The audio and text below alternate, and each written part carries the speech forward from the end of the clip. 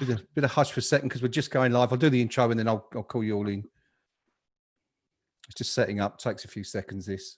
I'll get the link and I'll post it on the various different places, and then I'll get started once everyone can click in. There's going to be, hopefully, you'll be able to see, if you're logging onto YouTube, you should be able to see the chat box on the right. So if you see anything that comes up that's interesting, feel free to point it out. Right, I'm just going to post the link. We are actually live now. But I'm just going to post this very quickly.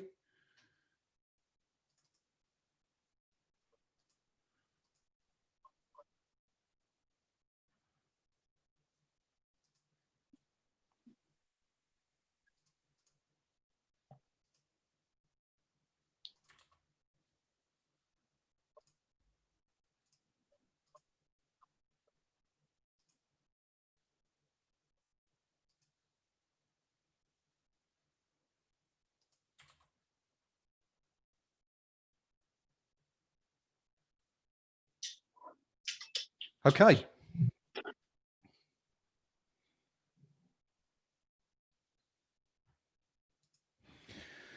It is 105 days since West Ham last played a game of football. We lost 1-0 at Arsenal. We're going to need a better result tonight or this afternoon, whichever it is. West Ham's bid to avoid the drop to the Championship starts today. Can we do it? 9 games to go. We need some points. We need some points starting today. Welcome, everybody, to our new format. This is what we call Eyes Up Mother Brown. Ears Up Mother Brown? Eyes Up Mother Brown. We're going to be with you for every one of West Ham's 9 remaining fixtures this season as David Moyes' side battle to avoid the drop to the Championship. Joining me this afternoon, I'd like to welcome once again my team of erstwhile moderators, starting from the top, the Pink Palermo. Hi, guys. With a rather fetching hat on. Underneath, we've got Rio. Evening all. Bristol Hammer. And Gnome. Evening. 5 of us with you tonight to take you through the game. Hopefully looking in depth at what goes on, see if we can pick out some points. I would like to say we'd love to hear your comments throughout the game. So please feel free to have your say in either the chat box to the right there on YouTube, if you're watching on YouTube, or come and visit us on the Knees Up Mother Brown forum in the match thread. We're going to be keeping an eye on both of those throughout the game. So come and let us know what you think of what we're doing, how you think the game's going, any other points that you think might be interesting. I just wanted to start quickly. We are running very, very late, so I want to get into this as soon as possible. We're going to start quickly with the team selection. Some very, very surprising omissions, I think, already. No Sebastian Haller, no Ogbonna, no Snodgrass, no Masuaku in the squad at all. Pinky, what are your views on that? I think straightforwardly, Haller, I'm told, is injured, so that explains his absence. Masuaku, frankly, wouldn't get anywhere near a team I was picking, so for my money, he's not a great miss. So for me, I think he's got a reasonable team out. You know, I'm not too disturbed by the starting lineup. But what's absolutely essential is we get off to a good start here, because this is a new season. We're notoriously slow starters. A defeat tonight would leave us in all sorts of trouble. Mm-hmm. Rio, any thoughts before we get going? Yeah, I think the biggest shock, I mean, obviously Haller and Ogbonna are injured. The biggest shock for me is the 3 right backs. Yeah. Gaki is starting, and you've still got Fredericks and Johnson on the bench. So a little bit strange, but he's got a point to prove. Gnome, do you think that's a little bit odd, Gaki is starting, given that everything we've been told in recent weeks? Yeah, I thought it was very strange. That was the most bizarre thing I've seen. Sorry, lots of messages coming up on my screen at the moment to put me off. But I think we're going all right now.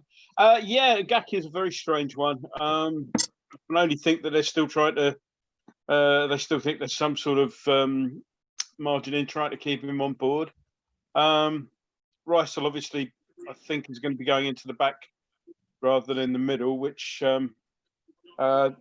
gives you Noble and Souček. I think they were saying beforehand that also allows a bit of flair in Fornals and Addison with pushing Rice back. So just keeping an eye on things at the moment because it's deep in our half. Yeah, we appear to have lost Bristol Hammer temporarily. Yeah. That was the message. Hopefully he'll be back soon. I've never walked out this early. You know, I mean, that is a defeatist attitude right from the start. But one small point I'd make. Yes, perhaps Fredericks on the bench, maybe an element of tactics there, because I'd expect Wolves to bring on Traore in the second half with tired legs. He's got bags of pace. And if I was Moyes, if Traore comes on in the second half, I'll bring Fredericks on and go man-to-man with him. Just stop him. Can I just highlight one other change that I don't know when this took place, but when I was researching earlier on this week, the original referee for this game was Michael Oliver. Yeah. Now, I don't know if it changed because they moved him to the game the other night, or if they've given him a night. I know he was doing the VAR stuff for the Arsenal game, I think it was. Yes. So I don't know if they've given him an evening off as a result of what happened the other night, or if he did the other night and was given was moved off this one, so he didn't have to do 2 games in a couple of days. But that is a change. Anthony Taylor, whose name comes next to a picture of a buffoon in the dictionary. So, what did we, Rio? I mean, talking about that, there's not an awful lot going on. Both sides currently feeling each other out. What did you make of that incident in the Villa and Sheffield United match? Bizarre, wasn't it? It is absolutely shocking. Not only was the ball cleared over the line, and the linesman should have been ejected, but VAR should have overturned it, obviously, as well. Yeah. And the rumour is that the actual watch alarm went off in the dressing room. Yeah, that's right. It's an absolute comedy of errors, you know. Don't it's just to promote interest in the restart, just to spice things up a bit, just because everyone's like missing out on the atmosphere. But yeah, it's absolute comedy of errors.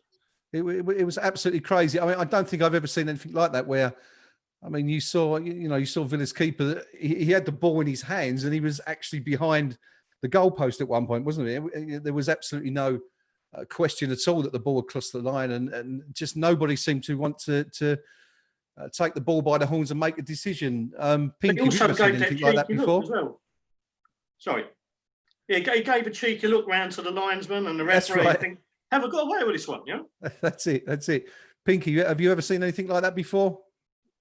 Not quite as bad as that, but at the end of the day, I take the view if you're depending on technology to grab you a point or win you a game, I think there's something wrong. I think score clean and easy goals and get the game put to bed. So I'm not a big fan of all the technology. What I would say here, looking at the London Stadium, you know, it's about as full as it normally is. So loads of empty seats everywhere you look. So that's kind of help us with building that home fortress feeling that we all want. I suppose you're right. We should really talk a bit more about this game rather than what happened in midweek. Wolves, they seem to have had the better of the first 4 or 5 minutes. Who are their danger men? Gnome, who are we looking out for specifically? I know that Percy in his preview earlier in the week mentioned Jimenez as the man with the most goals. Jimenez, I think Percy also worked for Traore, who I'm not entirely unhappy that he's on the bench, to be honest. But Jota's is also useful in the creative side of things. So just watching a scrappy bit of play here, and Wolves have brought it away.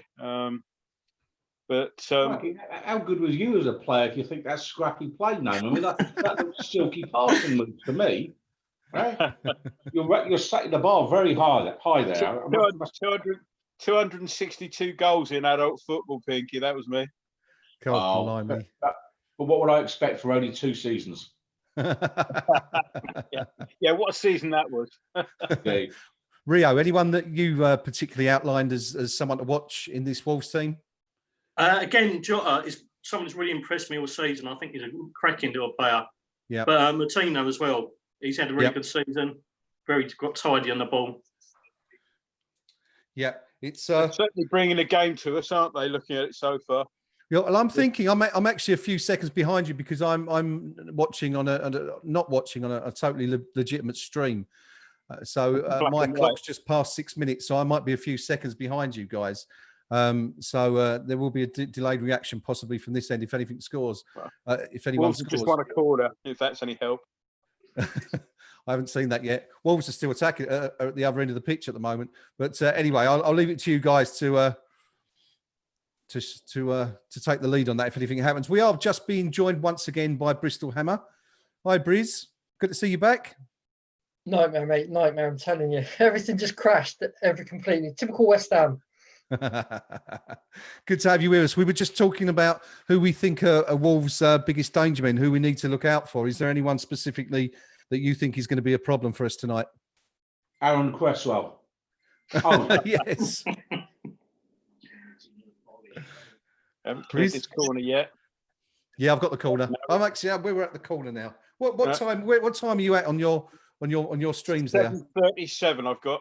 Right, so I'm about 20 seconds behind you guys. Wolves have won another corner. If anybody's, if I think I'm in the lead at the moment. Then I've. Well, actually, man, you're pretty good on following the rule changes with the subs. Do you actually do corners count in the event of a 0-0? I'm not sure which rules have changed. The winner's the one nearest the window. Yeah. Right. There have been, of course, there's a very good point, Pinky, that you raised there. There have been a number of rule changes introduced since we last played a Premier League match. Do you want to take us through the main ones? Anything that particularly concerns you or that you think might be a good idea? Who's that to? That's to you, Pinky. I haven't got a clue what rules have changed. I think there's a load more subs allowed. I think you're up to 5 subs, which, for anyone that thinks this is about sporting integrity to complete the league and all the rest of it, let's kill that stone dead. Yeah, They've gone absolutely. with 5 subs because they know the players aren't fit. The risk of injury is enormous, and it's a shocking indictment that this is purely about money. And luckily, they just broke up another Wolves attack. But the whole concept here, I've got to be honest with you, I'm not at all comfortable with the season restarting. I think a calamity awaits at least 1 or 2 clubs in terms of where we all finish up, and it could well be us. And can you imagine the scene in Sullivan Towers when he wakes up at the end of July and realizes we're in the Championship, because ultimately other clubs had better subs in more depth than we had. If you can use 5 of them, that gives big clubs a huge advantage. For us to have a couple of fullbacks on the bench as our option, that tells a lot, and not much striking power. So, it's going to make it a lopsided competition, that's for sure. Talking about fullbacks, it strikes me that in the opening few minutes here, Wolves seem to be targeting that their left side, our right, where Ngakir is playing. He seems to have handled it fairly well so far. But have we got any concerns about that, Rio, or are you quite happy with him there at fullback instead of Fredericks? I'm quite happy. He's had a decent couple of appearances in the friendlies from what we've heard. Fredericks is notoriously injury prone. Johnson's returning from a very long layoff. So it probably makes sense in that respect. And like Pinky said, with Traore on the bench, we might bring Fredericks on to counteract that when it happens later in the game. Yeah, it's a very good point. Briz, you happy with Ngakir in there, given the fact that he's refused to sign we're told he's refused to sign a new contract? I think it's a case of needs must. I think he's looked a little bit nervous at the start here. He's given the ball away a couple of times, and he's almost playing like a wing back rather than a full back at the moment. So I'm not sure if he's comfortable in that role. But I'll give him time to settle. It's early days yet, but he just looks a little nervous. He just seems to be giving the ball away a lot. Just looking at the forum quickly, just to see what everyone thinks of the opening 10 minutes or so. Celador is saying that both sides look very sloppy. Lots of overhit passes and miscommunications on both ends. In the opening minutes, Adrian is our number one. Says, am I the only one with no crowd noise? Perhaps he wants to turn the volume up on his telly a bit.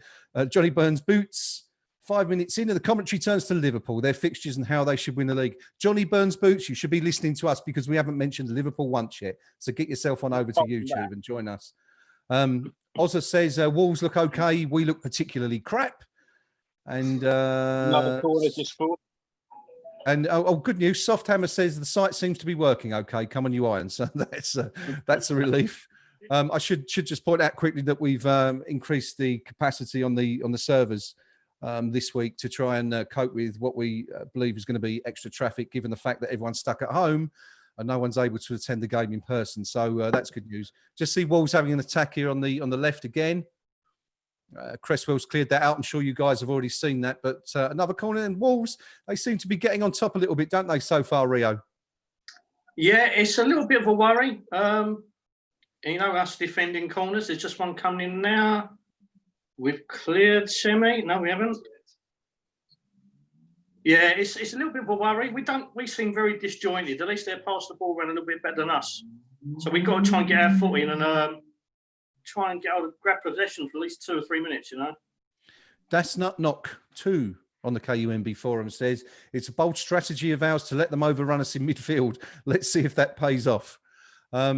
Pinky, are we conceding too much possession at the moment? Is it just a question of we haven't found our feet, or has Moyes perhaps got to look at those tactics already?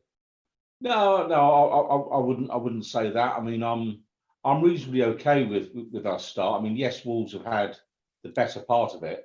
My bigger concern here is Antonio will run out of gas. Where's our option when he does? Jesus Christ! Oh, pardon me. You've got to bury that stuff. Through. Talk to us, Gnome. Tell us what's going on there. Well, basically, played to the back. Maybe played that over the top. Hint of offside, maybe. Fornals, it's set up nicely for him. And, normally you'd say it made row Z, but at the Olympic, it probably made row A, which is about the same as row Z at any other ground.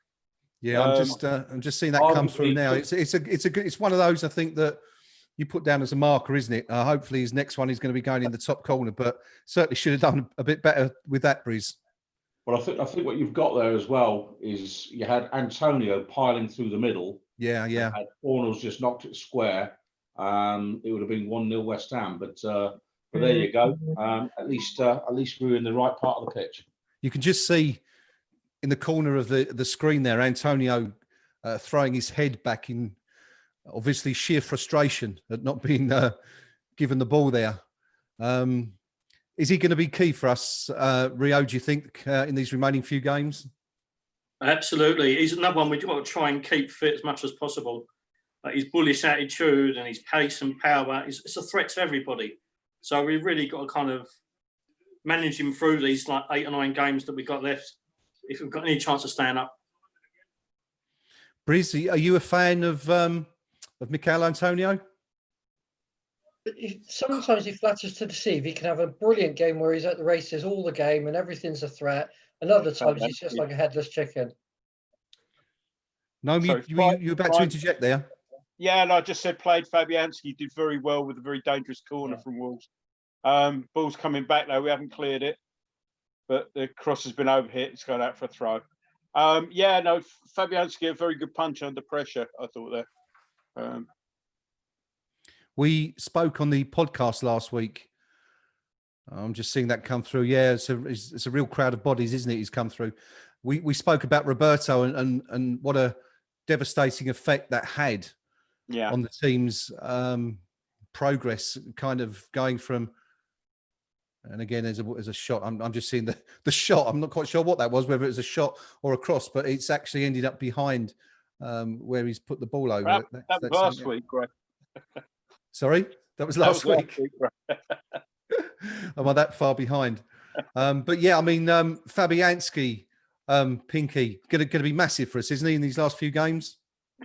He's our only choice. I mean, in reality, you got Shorty Randolph who come on, but we know he's 6 inches too short. Fabianski was very key to us, I think, last season, and I think when we lost him, when we did, and Roberto came in, this season effectively ended in terms of us being competitive. Yeah. What we've got to do now is just survive. And again, you'd have to question yet another season for West Ham United. Here we are. We're one place out the drop zone. Doesn't matter how much money we've spent. We can't have spent it wisely because the squad is unbalanced. And again, all roads, I'm afraid, lead back to the chairman's door because something isn't right. We're spending too many seasons in the wrong half of the table. And this is no exception. And if we're saying that's because one player got injured, then there's something seriously wrong in our recruitment. I've got to ask you, we've seen a few games already since Wednesday. This is game 7, I think, isn't it, where we're up to now? Out of you, let's do a quick poll. Who's watching with crowd noise and who's watching without? Briz, how about you? Crowd noise is much better. I watched the Exeter game without, and it was awful. I'm surprised it makes much of a difference down there, does it? No, how about you? Do you prefer the canned FIFA style sound, or are you a man of silence? Was that at me? Sorry, Grace. Yes, mate. Yes. Yeah. Sorry, we got sort of chance here. Oh no, never mind. Ignore that. I tend to have. I have the first couple I watch without sound, and I've watched it with sound. All depends on what channel I sort of tune it into. I tend to watch it in Ultra HD, which has the crowd sound anyway, so you don't get the option with that. Yeah. So that's me saying I've got a posh telly. No, but yeah, I mean on Ultra HD you get the crowd sound anyway, which is quite funny sometimes because depending on who's doing the sound mixing and all that, there's nothing happening. All of a sudden the crowd react to it. It's quite funny. So I mean, it was a little bit unfortunate today watching the Brighton Arsenal game when Lino was down with what looks a really nasty injury. Yeah, and there was a lot of chanting going on there because obviously they had it on some loop, and nobody could find the sort of hushed murmur button for the sort of noise you get when everyone knows it's a serious injury. But please tell me the chant at the time was "Let him die, let him die, let him die." I mean, that would have been comedy gold, surely. You know. Well, it's very noticeable that when the ball hits the side netting, there's the initial sort of cheer, but the usual sort of howl of derision from the opposition supporters doesn't come, and the sit down, shut up. Rio, what about you? Are you a fan of canned crowd noise? Just bear with me 1 second. Yeah, sorry. No, I much prefer it with. At least it gives you the pretense that you're actually something exciting, entertaining is going on. Yeah. I tried without, like Briz said, for one of the playoff games, and it was like watching the Sunday morning football without the swearing. So not for me. How about you, Pinky? That wasn't a bad effort from Souček there, which from the first angle looked like he just walloped it miles wide, but it was actually probably going in, and we've got a corner out of it. Yeah, he certainly got behind it, didn't he? I should just point out quickly, in case anyone's wondering why I'm not moving. My phone has just died, so I'm giving it a quick reboot. So I might be stuck in that position for the next 20 minutes or so. But I can hear you, and I am still with you. Just having a look at the corner now. Gnome, what's going on there? Anthony Taylor's making his presence felt. Antonio's trying to stand in front of the keeper. Somebody's trying to get in between him and the keeper, and Anthony Taylor's telling him to behave. And now the corner's coming over. We never score from him, but yeah, somewhat predictably, second the corner was taken, Taylor blew for a foul. Yeah. We know you're there. Is this Taylor's first game? Do we know since we came back? I think he's done another one, hasn't he? I think he did one in midweek, but I can't remember where. It wasn't the Arsenal game, was it? What was the game the same night as? It was the Arsenal. I think it was Man City Arsenal. Yeah. She sent off Louise, the comedy gift that keeps on giving. Yeah, that was unbelievable. That wasn't it. It just doesn't seem to improve, does it? It's a wonder that, I mean, Arsenal had another bad. I suppose we should talk about that briefly. Another bad result for Arsenal today, but probably even worse for us. So it wasn't that I great think that for was us, that, was it? yeah, I think that was Brighton's first win in 2020, wasn't it, Pinky? Yeah. Sorry, can I just interject there? An Arsenal defeat is never bad for us. I don't care what state the league's in. Arsenal losing should always be celebrated, and I'm delighted they lost. Yeah, so well done, Brighton. And we've got to pick up our own points. If we're depending upon Brighton and Hove Albion and their results to keep us in this division, shame on us. It's focus on our own game and actually win our own matches. And I think we need to win 5 games out of those left to be absolutely sure of staying up. And I'm glad Arsenal took a stuffing. It's made me very happy. It's made my weekend, actually. I can see Jack Wilshere warming up on my screen. I can hear the ambulance sirens already. You sure he didn't get injured taking a knee? Breeze, are you a fan of Wilshere's? Do you think he's got a part to play, or do you think he's gone now? I think he's gone now. I think his best seasons are behind him. I think he's always going to suffer with injuries, and I don't think we're going to see anything more than 1 or 2 games out of him at the most. I think Taylor's just given a free kick where maybe advantage might have been more useful to us. Ball had been played into the middle where Antonio was. Perhaps maybe Antonio was offside, so he went back and gave the free kick for the late challenge, but Noble stood over it. Yeah, Ball comes in. Another foul. I think it's drinks break time. Oh, there we go. This is a very novel. About this time, I like that. Just having a quick look at the league table while the drinks are being taken. Does that win for Brighton take them? Boo! He just said David Sullivan on the screen.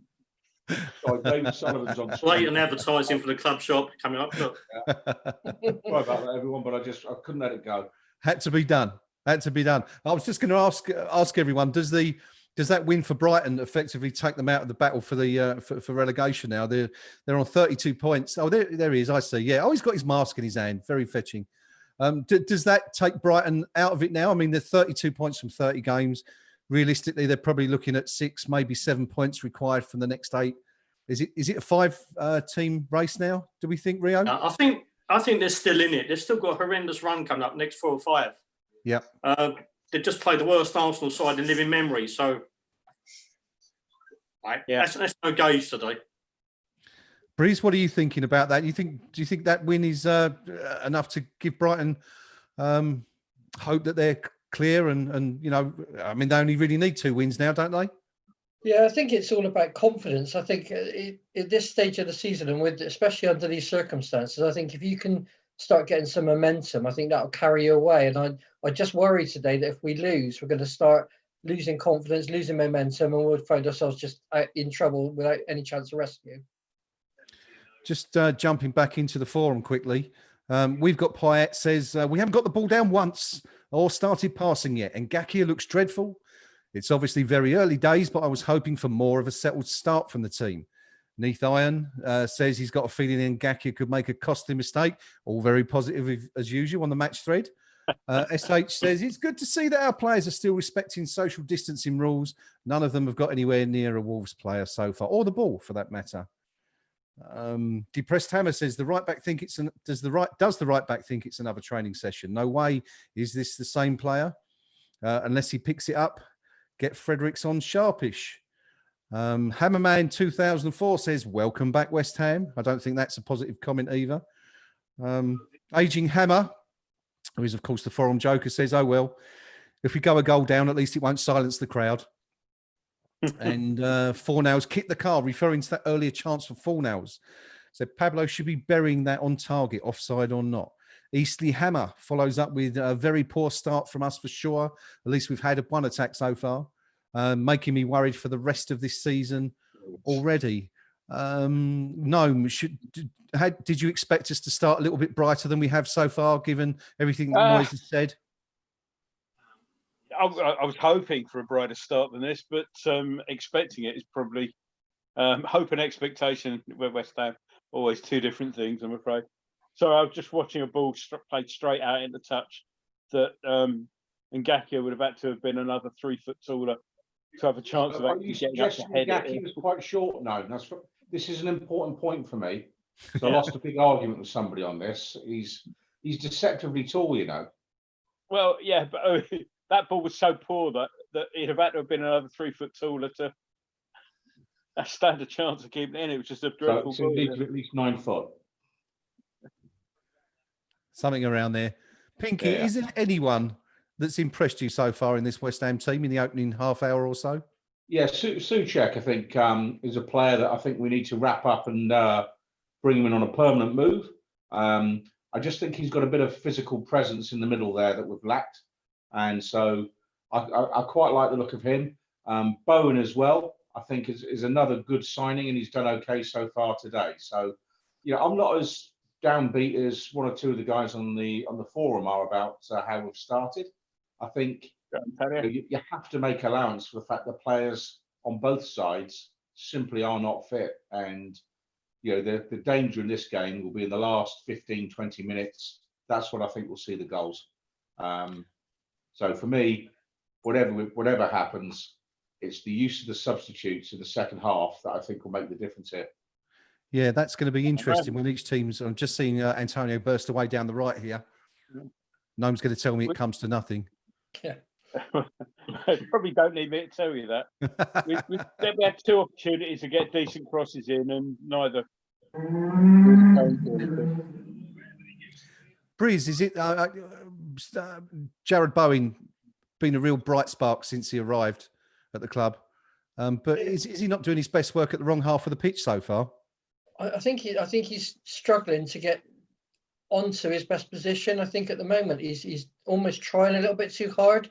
I think he's much better if he can kind of wait out wide, get the ball to feet and run at defenders. I don't think it at the moment he's dropping deep, he's trying to get the ball and it's just not working. So I think he kind of needs to drift out and let them hit the channels with him. But to be honest with you, our passing's woeful at the moment. Rio, looking at our available strikers, obviously Haller isn't available today, but with Antonio, Bowen, Haller, and of course you've got Ayeti as well, which is an interesting one. But what is our best method of attack? Is it one man up front? Is it 2 men up front? If so, what's your favourite combination? What do you think is the best for Moyes to proceed with? Well, obviously Haller can't play up top on his own. He's never been suited to that throughout his career. Last year when he was buzzing for Frankfurt because he was in a pair. I think our best options really is as a 3 with Bowen and Anderson either side of Haller, really kind of pushing up alongside him closely. But whether Moyes can accommodate that is a different thing. Then also there's a conundrum of Antonio as well. Yeah, where does he fit into that? But I think he's more suited at the moment to come on as a bullish substitute and try and rough defences up. But I mean, Haller never on his own. He needs at least one partner up there with him. Yeah, and we've seen that pay off, haven't we? We've seen that reap dividends against Southampton when Bowen came in and looked great. They worked well together. When they're within like 10 yards of each other rather than 20, 30, he looks a different player. We've seen that so often, haven't we, this season? Haller has really been. I mean, you know, I guess you were exaggerating a little bit there, but it's not really an exaggeration. I think there have been times when Haller has looked sort of 15, 20, 25 yards away from the rest of the team. Pinky, what do you think? What's your view on the striking conundrum? I think we're extremely short in terms of quality up front. You know, for me, a striker is a player that in a 1-on-1 against the keeper, you should be backing a striker to score 85 times out of 100, say, something like that. Who have we got in our striking department that 1-on-1 with the keeper that you would put your last penny on burying the ball? And, you know, we're more like a 50-50 ratio. And to me, that tells me we just don't have the quality of finisher anywhere in the team at the minute. You know, if Antonio burst forward, could you bank on him actually picking a spot and burying it? I don't think so. Haller, I mean, the rumour is that Haller's not actually injured today. He's just a bit concerned that statues are getting pulled down all over London. and he was at great personal risk. So for him, I don't think he moves enough to get into that position. So for me, I think we're, again, despite the money we've spent, who is our dead-eyed, absolutely nailed-on striker to bury it? I don't see one, and that's a big problem for us. We've just seen a few moments ago, Ngakia beaten again on the outside, and Fabianski forced to make a decent save low down. That's beginning to become a bit of a concern, I think. There, don't you, Briz? Yeah, and I said at the beginning that he's nervous, and I don't think he's improved since. I think they're targeting him now. They've definitely got an eye out and saying, okay, he's the weak link in the team, and they're targeting him. And I think you're going to see a lot more come down this side. Yeah, it's certainly looked that way, hasn't it, since the game started. We are, of course, just over a third of the way through now. Would a point at this stage be the worst thing for West Ham? Bearing in mind we've got to go to Tottenham next week and Chelsea next weekend. Gnome, what do you think about that? So I was just worried about Wolves just forced another corner, shot blocked. It came from a long ball from the back where basically Ngakia was overloaded. He had two players to mark, and basically Wolves number 9 just was pulled back to him, had a shot, put out for a corner. So would a point be the worst? It wouldn't be the worst, but I'd rather have 3. The way the results have been going this week, yeah. I mean, it's corners coming across, and unusually we seem to have dealt with it. But we never seem to quite clear it, and it's coming back again and again out on this left-hand side. And shot curled in, dealt with a real concern by Fabianski. A real concern there for Moyes. I mean, he's obviously, if we're sitting here and we can see it, he's going to be aware of the problems. Do we perhaps envisage a change at half time? Would that be too soon? Maybe get Fredericks out there. Is Fredericks even fully fit? Of course, he hasn't played for a while, has he, Rio? No, and that's the concern with his record. Is do you throw him on and risk him getting injured again? But the way things are going, I think we do actually need him. But every attack's coming virtually down that left-hand side. It's something needs addressing. And with the benefit of having 5 substitutes, you can make that change a little bit earlier than you would normally. Yeah, I'm not over impressed with substitutions, and Mr. Moyes, I'm afraid, over. And I wonder if this having to do the substitutions in windows might sort of prey on his mind a little bit, and instead of making a substitution, tactical substitution when he thinks one might be necessary, he might unnecessarily hold off because he doesn't want to waste the window. Yeah. Let's just nail that. No, it's 3 windows. Is that correct? That you can make substitutions in? I believe so. I will admit I haven't. It's one of these things. I normally very good to bone up on the rule change and everything. But yeah, you get 3 windows, and you can make all your substitutes. But if you use your 3 windows and haven't done all your substitutions, your stuff, I think, is basically you've got to time it right. So I think earlier on in the Arsenal game, which I was sort of half following, but there was they were trying to bring somebody on, and he missed the window, and he had to come in the next one. And Wolves are coming down the other touchline this time. Just going to jumping back into the forum again quickly. Bonzo for Lagers is a little bit concerned about our Brazilian superstar. He says Anderson is a passenger, criminal, shutting down their players. If you're not having an impact, you shouldn't be out there. Anderson's been a real problem this season, hasn't he, Briz? Just hasn't hit the heights that we expected him to. Yeah, I don't know what's going on with him. I mean, the first season he was outstanding. At times he was unplayable, and this season he's just not looked interested in most of the games. I don't know whether, he was playing it originally on the right, then he switched to the left. And one more. Forced the corner. There was some good passing there. Ngakia did quite well in a little tight situation. We worked it out wide out to the left. Noble put it out wide. And Cresswell came in. We can't get a crossing though. It wasn't a great crossing, Cresswell. We did get a corner out of it, but there was a couple of nice little passes there that actually gave us some space. It's the it looks to me that's the first time really we've seen West Ham open Wolves up, isn't it? I mean, 3 or 4 passes from right to left there, as you say, start with Ngakia. Nice ball into Noble, who's pulled it across to Fornells and then out wide to Cresswell. Go on, Gnome. Sorry, take us back to where we are live. The corner went straight into the keeper's hands. Antonio was putting some pressure on in there, but we never score from corners. Rarely do we seem to. Macca 1973 on the forum says, is anyone still bothered if Ngakia leaves? Seems a little bit harsh, given he's only been playing here for 35 minutes. His 5th game or something. Depressed Hammer, another one commenting on Anderson. Anderson almost made a tackle. Come on, mate, you can do it.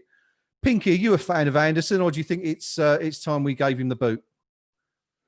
He's not doing enough, and for all the talk about Ngakia maybe not having his best game so far today, the real question is, why are we not imposing our game on Wolverhampton Wanderers? And that isn't Ngakia's fault. So the much more highly costly, highly paid, but ineffective Anderson, I would say, would be a candidate for hooking long before Ngakia for me. Now, Ngakia may be a risk, but actually this is a game we need to win, and we're not doing enough to press forward.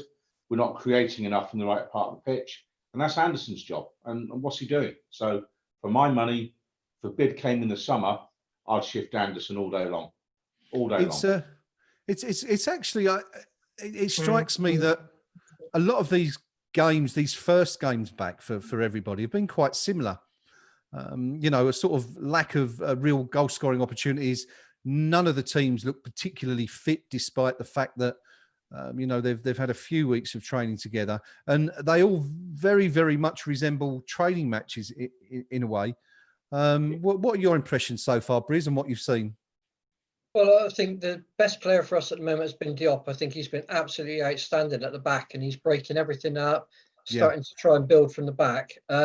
But again, I think you're right. I think it's, there was a shot earlier on of Kevin Nolan pointing up the pitch, and I think David Moyes was asking him, where's that place? Because we've just had nothing going forward at all so far. Have we had I don't think we've had a shot on target yet. Have we, Rio? I think just Fornells' effort was about it, wasn't it? Fornells' effort and a couple of chip corners into the keeper's hands, and that's about it. I thought the one we need to get a hold of this. Yeah. No, I'm sorry. What were you going to say there? The one that Souček had that was deflected wide. When you looked at that from behind the goal, that was going to cause problems. I think it was going in, but well, that's our quota used up for the whole afternoon. Then, I mean, I'm just thinking what you said there about what Briz was saying about Diop, and again he's been forced to make another clearance, but it's sort of clear 30 or 40 yards to the edge of the centre circle, and it's come back in, and all right, it's not a particularly good effort from Wolves, but they've been essentially granted a free shot on goal. It is really quite concerning that the midfield does seem to be lacking badly, and we just don't seem to be getting the service up to the front two, do we, Pinky, at the moment? It's I have to say no, and we've got a chance there now, and Ngakia slings it across, but it all smacks of pre-season. The first game is that kind of pace. The player's touch isn't right anywhere on the park. Yep. And it's just everyone's off the pace. And this is why this whole restart of the Premier League, this is an unmitigated disaster for West Ham United, because we are not playing well enough now to get one win, let alone the 5 that we're going to need. I can't see where a goal's coming from. And all it will take is one tiny error and we'll be a goal down. Wolves aren't that great themselves. These are looking like 2 poor teams at the moment. It's if you'd paid money to watch this, you'd probably be leaving the ground asking for your money back. It's not great at the minute. Yeah, it's I mean, you're absolutely right. It's for as bad as West Ham are. I mean, Wolves, for all their possession, and opportunities they've created, they haven't really tested Fabianski that much yet, have they, Breeze?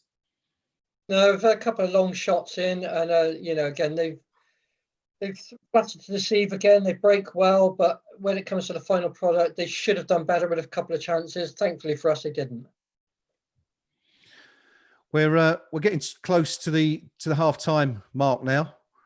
As we said, West Ham have really only had one shot at goal, and that sort of sailed into row double Z. I think it probably is in the Olympic Stadium there.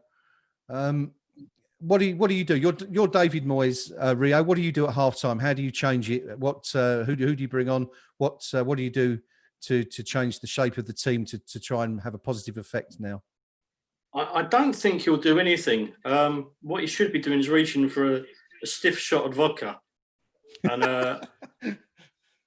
I really don't think he's going to do anything, because there isn't that much option up top on the bench. Like I said, I think the only thing that he could really address is potentially taking Ngakia off and bring Fredericks on. But Ngakia's improved a little bit over the last 5-10 minutes. He's got more on the ball. It's more of an attacking threat at least. So I think he'll give it until the next window for the substitutes assessed in. I think one of the things you see with Ryan Fredericks is that he is quite attack-minded, even though the end product, Gnome, is very often lacking, isn't it? Yeah. So talking about product, I mean, I threw my hands up in the air in exasperation a few minutes ago because we saw Anderson yet again, instead of laying off a simple ball, try to thread it through the eye of a needle. Sorry, just the number of times he does that. Just find it very infuriating. Yeah, Fredericks, well, as we've seen though, a number of times we got into decent positions. And I was just about to say we haven't put in a decent cross once yet. That wasn't a bad one from Ngakia. There are two half decent crosses there, one from Ngakia, one from Cresswell, but both cleared, and now we're on the back foot again. You know, it's same old. No, we held it up temporarily, but I think my feed must be getting further and further behind you, because I'm just seeing the ball come out wide right to Ngakia now, and I'm just seeing the first of those crosses. Yeah, it's a beauty, isn't it? It's swinging right along the edge of the what they call football's corridor of uncertainty, I guess, on the perimeter of that 6-yard box. But yeah, again, no one there. And is that where? I mean, are we missing Hilaire? Is that sort of the area, Pinky, that he could perhaps profit from? Yeah, and you know that's where you would want your striker to be actually getting on the end of that. Yeah, with his Swede and saying, "Have that, Mr. Wolves keeper." And to me, you know, even if he was on the pitch, I would have no confidence in Hilaire being that player doing that. And that's why I think we still genuinely lack a true centre forward type striker, you know, a proper striker. We haven't got it. We just haven't got it, and it kills us as a team. You know, for my money, since Dean Ashton disappeared, I think we've struggled. I think he was the last genuine quality player we had in that position that you'd say he's worth a start every single week. So for my money, that's an area in the summer, if we ever get to spend any money, that's an upgrade required there for me. Right, looks like Antonio's taken a knock up front. He's struggling a bit. I've just seen him go down in the corner of my picture, actually, just inside the Wolves half. Yeah, that's obviously going to be a concern. I mean, he's had problems himself, hasn't he, Rio, with injuries this season? Mercifully, just the 1 minute of stoppage, by the way.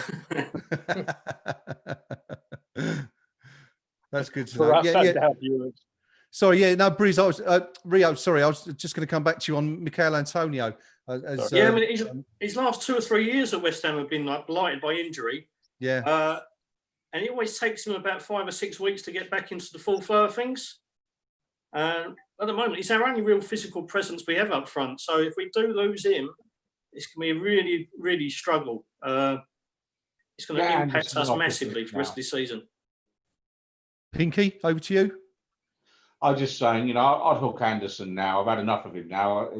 We must have somebody like a catering crew member on site today that we could actually put a shirt and shorts on and say, out you go. you know, a lucky fan, anyone, give them a game. But, you know, I'd even put Kevin Nolan back on at this stage. You know, half time in my place anyway. Yep.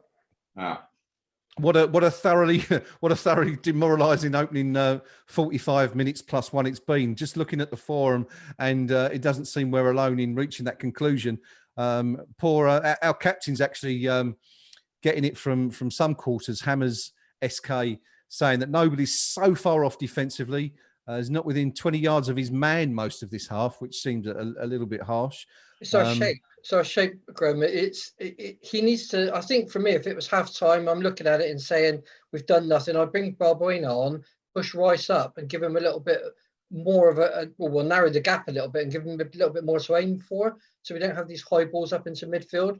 Because at the moment, that's what's happening. We're just getting so negative because there's massive gaps appearing between defence and the midfield and the striking unit that we've got. So I would definitely change the shape of it. I don't think this is working at all. Declan Rice just going off the pitch.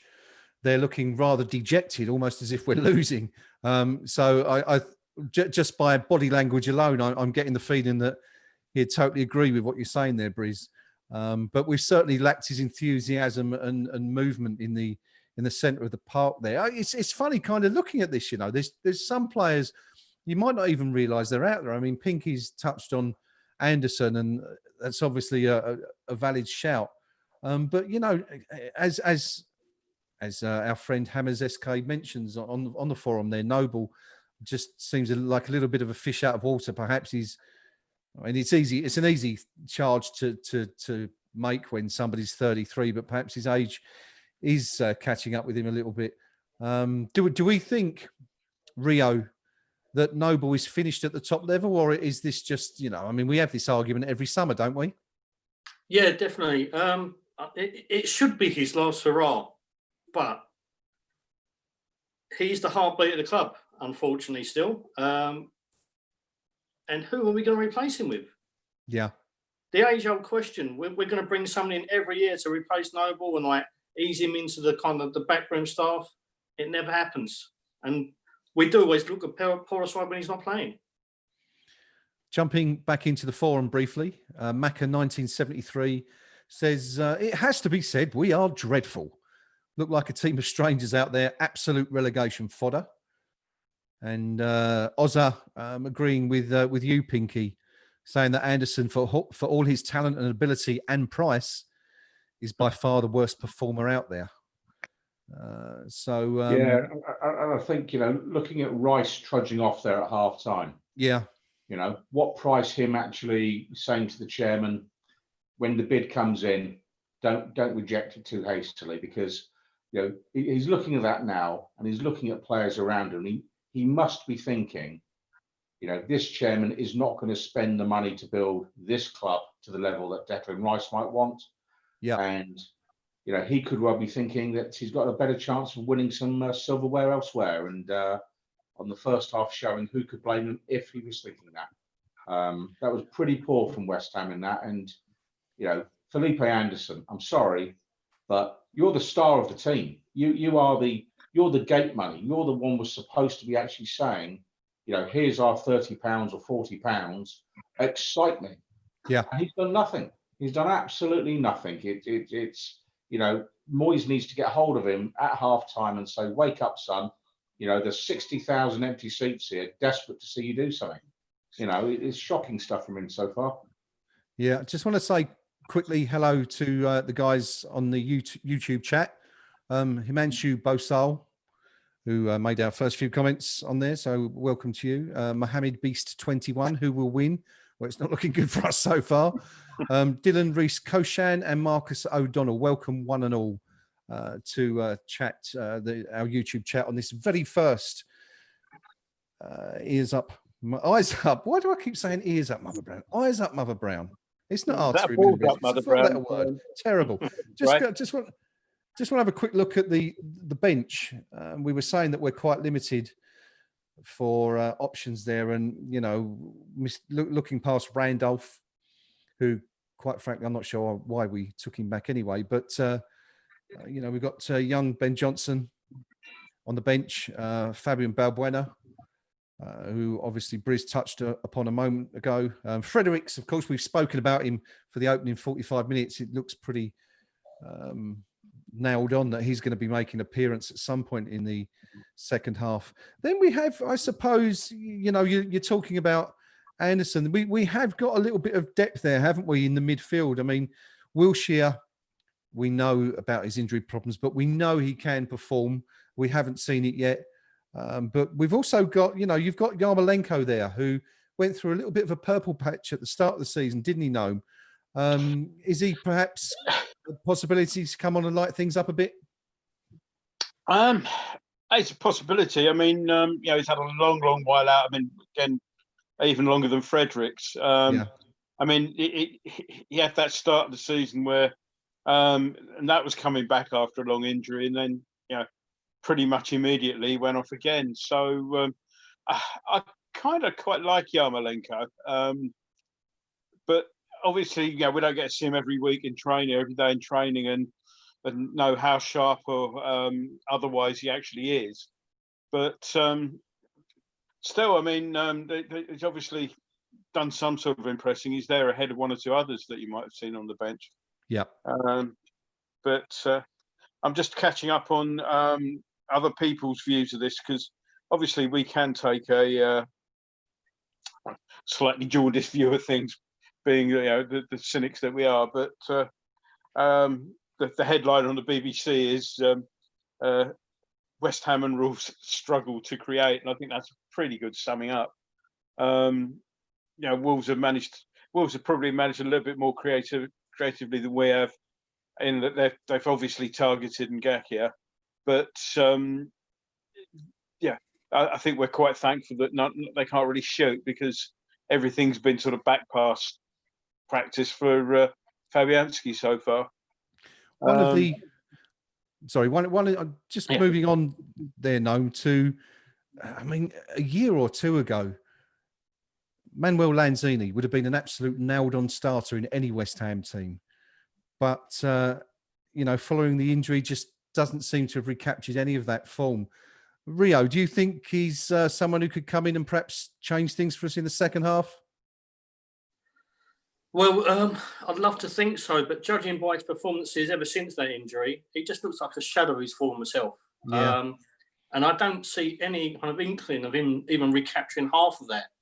And that's a major concern for me, because what we saw the last season at Berlin, the first season at the Olympic Stadium, is when he's on form, he's a joy to behold.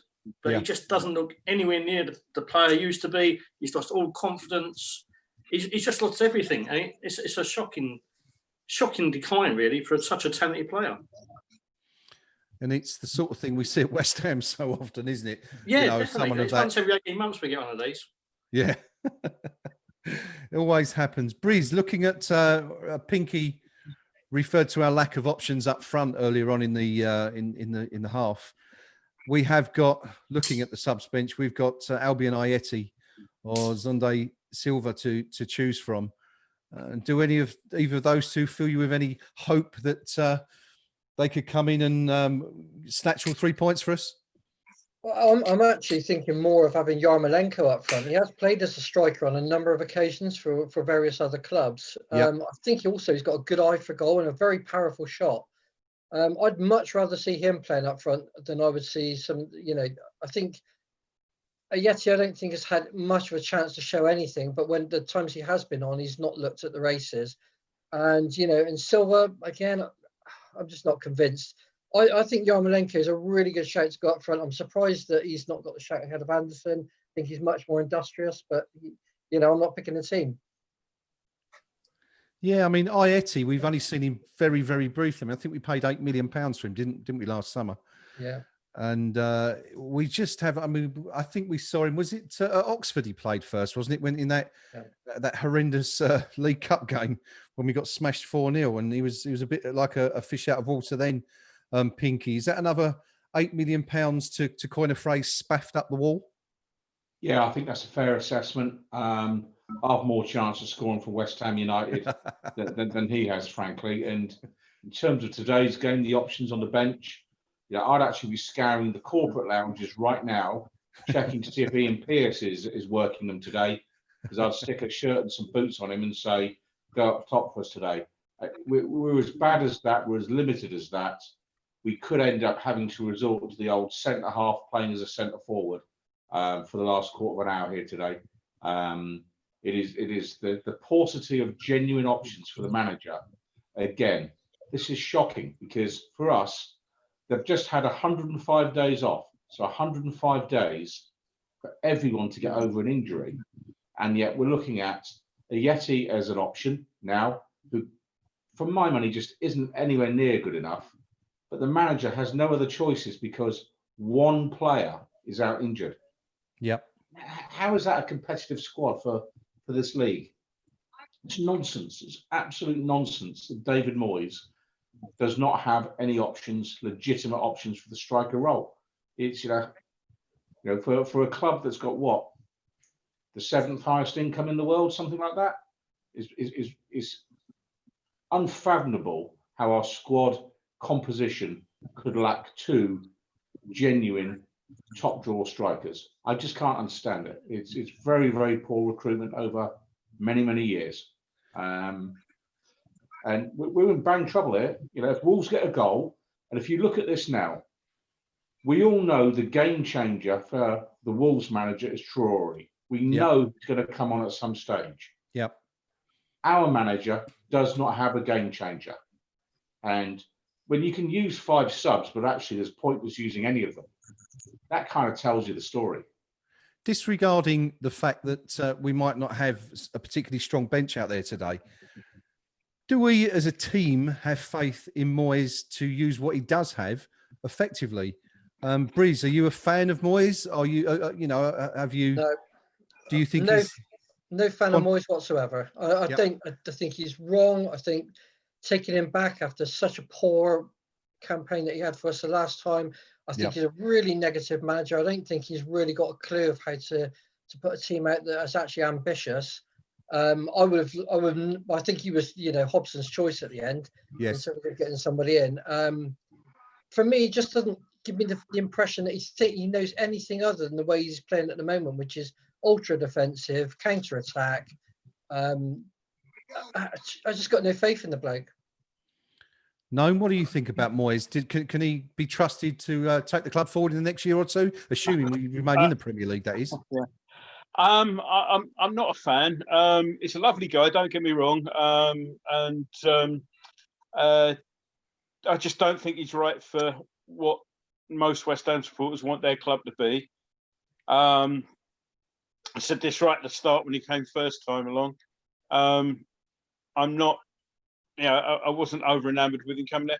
We stayed up almost despite ourselves, because there were other teams that managed to be even worse than we were.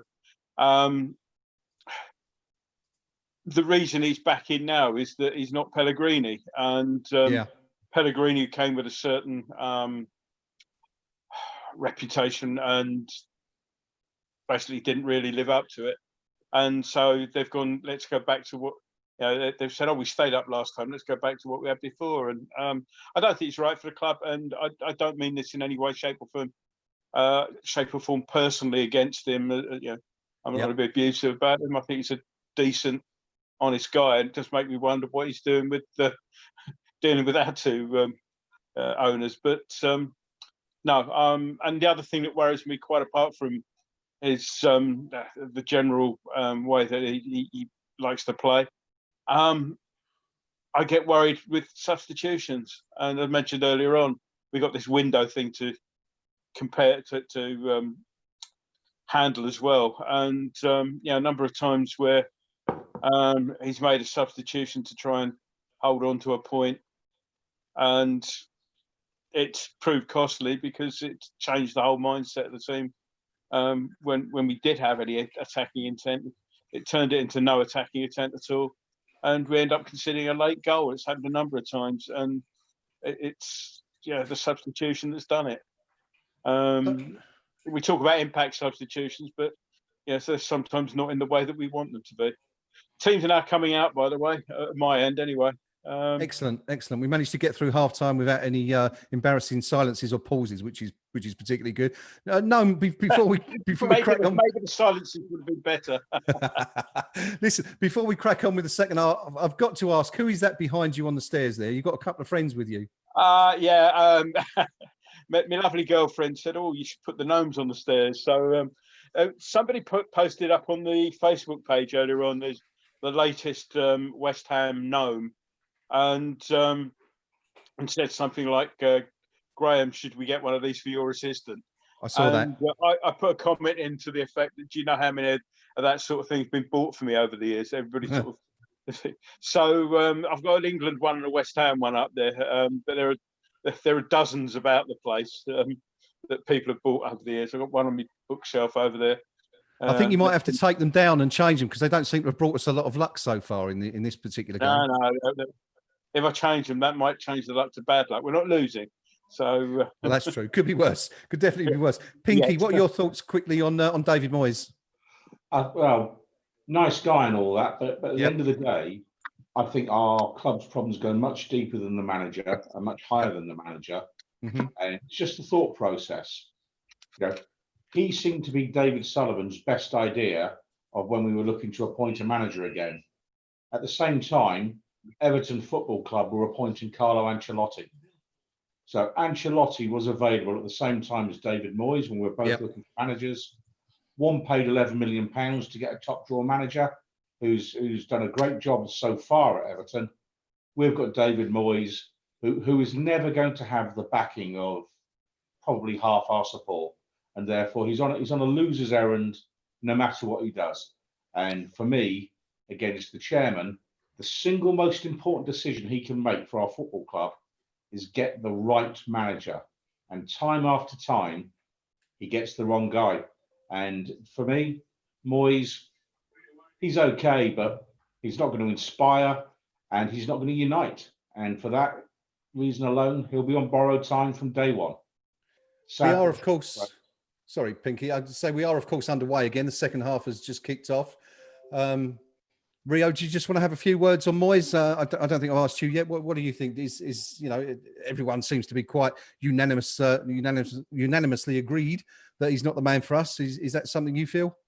Absolutely. He was the cheap and miserable option. The way he left the club originally was a bit of a disgrace by owners. And it says a lot that he's actually come back and we've actually gone after and chased him. So it's indicative of West Ham at the moment, isn't it? It is. It is. I don't think anyone would disagree with you there.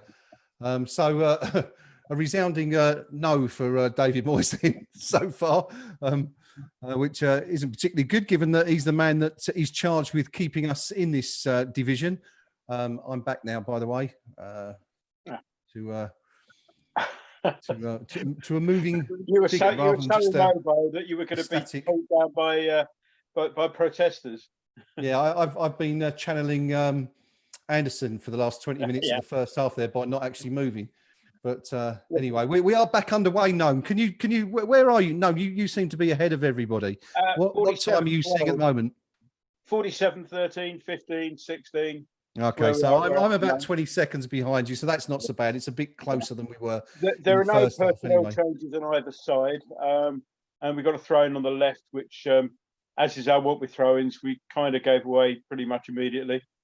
So another bugbear I have when watching us, it's when we have a throw-in, and you have one player on the ball, and then you have the other 9 outfield players are all looking sort of as if it's somebody else's problem. Yeah, don't look at me, mate. Nobody wants the ball at throw-ins. Where does that come from, Rio? Is that something that the manager needs to instill, that kind of necessary urgency in the players? I think if you remember. Oh, shot on goal. Jesus. Yeah, I think you might recall this, you might not. I mean, I wrote a post on the forum in its early days about the West Ham Manager's Handbook that everyone seems to pick up and relate to their players. A series of instructions where inertia is set in, all various things. Whoever we have in charge, no one wants to move for anything. Now, we don't want to move forward as a club. We don't want players moving for throw-ins. We don't want players creating space. We don't want players doing anything. I don't know. I really don't know what's wrong with this club, but it seems ingrained in our DNA. Yeah, yeah. Just going back briefly to that shot there, it's a lovely drop of the shoulder from Ngakia as he cut inside on his left. And it was a bit of a daisy cutter in the end, but we have a shot on target. I suppose we should celebrate that at least anyway, Briz. Yeah, I mean, well, a bit more positive at the start of this half, which is better. I think Noble was a bit lucky there, swung an arm out, caught the opposition player in the throat a little bit, but he didn't make too much of it. If he'd have made a bit more of it, Noble could have been in a bit of trouble there. It also looks like he's had a slight change in shape with Anderson playing a much clearer partner to Antonio up top. So it looks more like a traditional 4-4-2 type of lineup that they've gone with now. So maybe that's a sign that Moyes recognises we have to be a little bit more positive, or maybe he's just saying shore up the midfield. You take your pick. But for my money, you know, one shot on goal. Who does it come from? Ngakia. So you've got the youngest player taking responsibility and saying, "I'll have a go." Yeah, it makes you wonder. I mean, you know, we've all played football before, and is that kind of indicative of the fact that he's perhaps looking in front of him and thinking, I don't really trust any of these guys to give them the ball? Quite possibly. I mean, you know, it's just poor. I mean, it's hard to keep saying the same thing over and over again, but where's the goal coming from? Well, we've got to fill 90 minutes somehow, Pinky, so you carry on. You know, okay, but you know, it's even the people that are in the stands there aren't actually watching the game. That's how bad it is. You know, you can actually, you know. We on the bright side, as has been pointed out, Rio, we do seem to have spent a little bit more time in the opposition half than we perhaps did at the start of the first half. So, you know, small gains and all that, it's a little bit of an improvement, right? Oh, absolutely. Yeah, we'll take what we can at the moment. Breeze, how do you see this half playing out? Can we get a goal? Will one goal be enough, or are we going to be hanging on for a point? I think we're going to be hanging on for a point. I think if we get a goal, I think we've got a good chance of going on and taking the game, because Wolves haven't really produced anything either. I mean, they've absolutely been gifted a free kick here. It was never a free kick. Never a foul. Never a foul. No.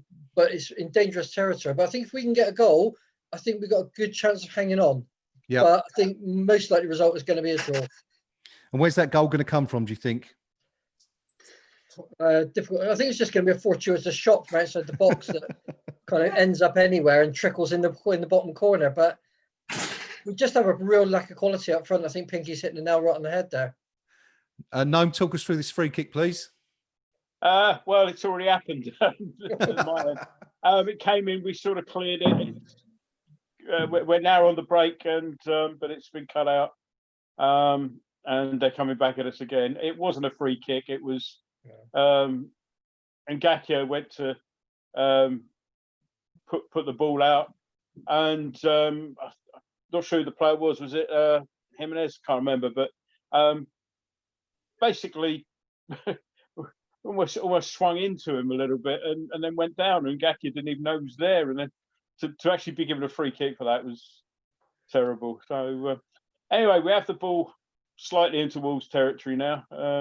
We put it back in our own. So we're pushing forward a little bit, but it's one of these probing and nowhere to pass it type situations, which predictably now ends up at Fabianski. Something we talked about earlier on, just whilst not an awful lot is happening. And I mentioned, you know, we've got to throw in and nobody wants it and all that. I think it's Liverpool, isn't it? Actually employ a throw-in coach.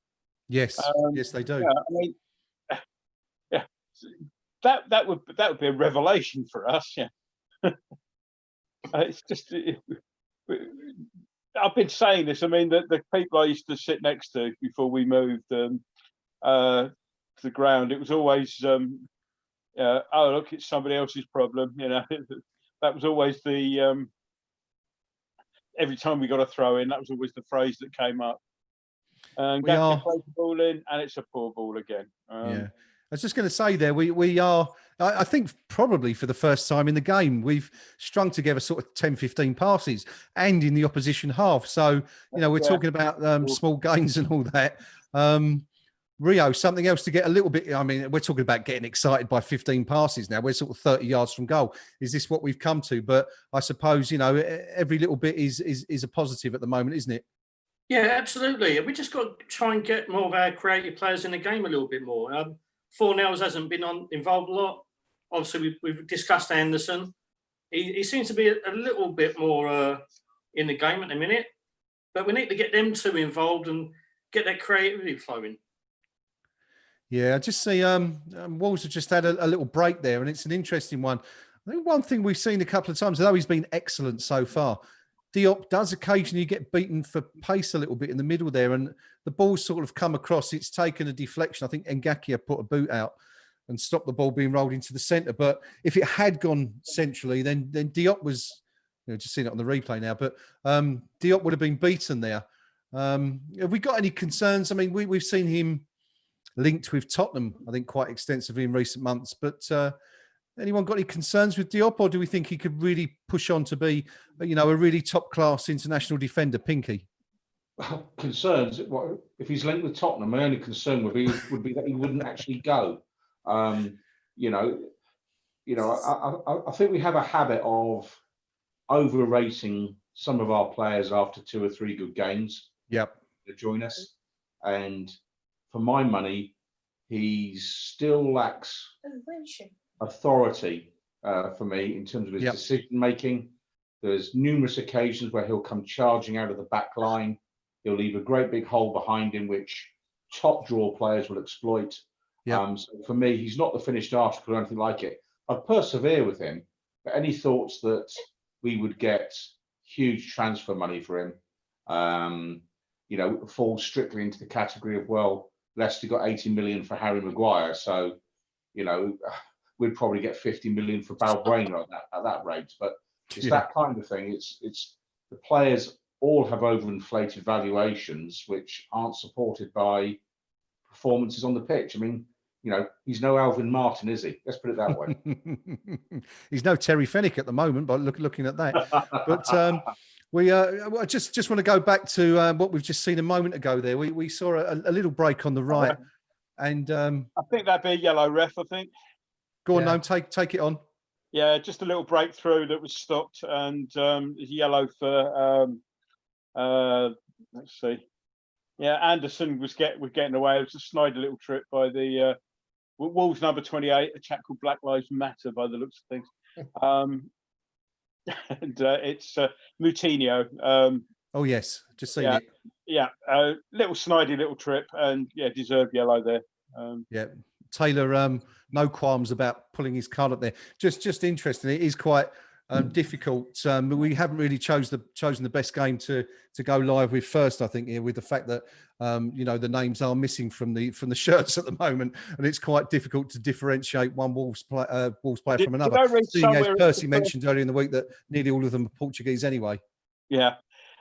Did I read somewhere that it's the first 12 games they're going to have this on the back of the shirts? I believe that's correct. Yeah, I think it's everyone is going to do it once, and then we'll revert to the regular standard of players' names. So hopefully by the time we come to Tottenham, we'll be back to the regular situation, and we'll be able to see exactly who's who. Yeah, they just cut to the stands, and Traore, who certainly been working out somewhere. He's just putting a shirt on, so we can expect to see the first change from the opponents very shortly.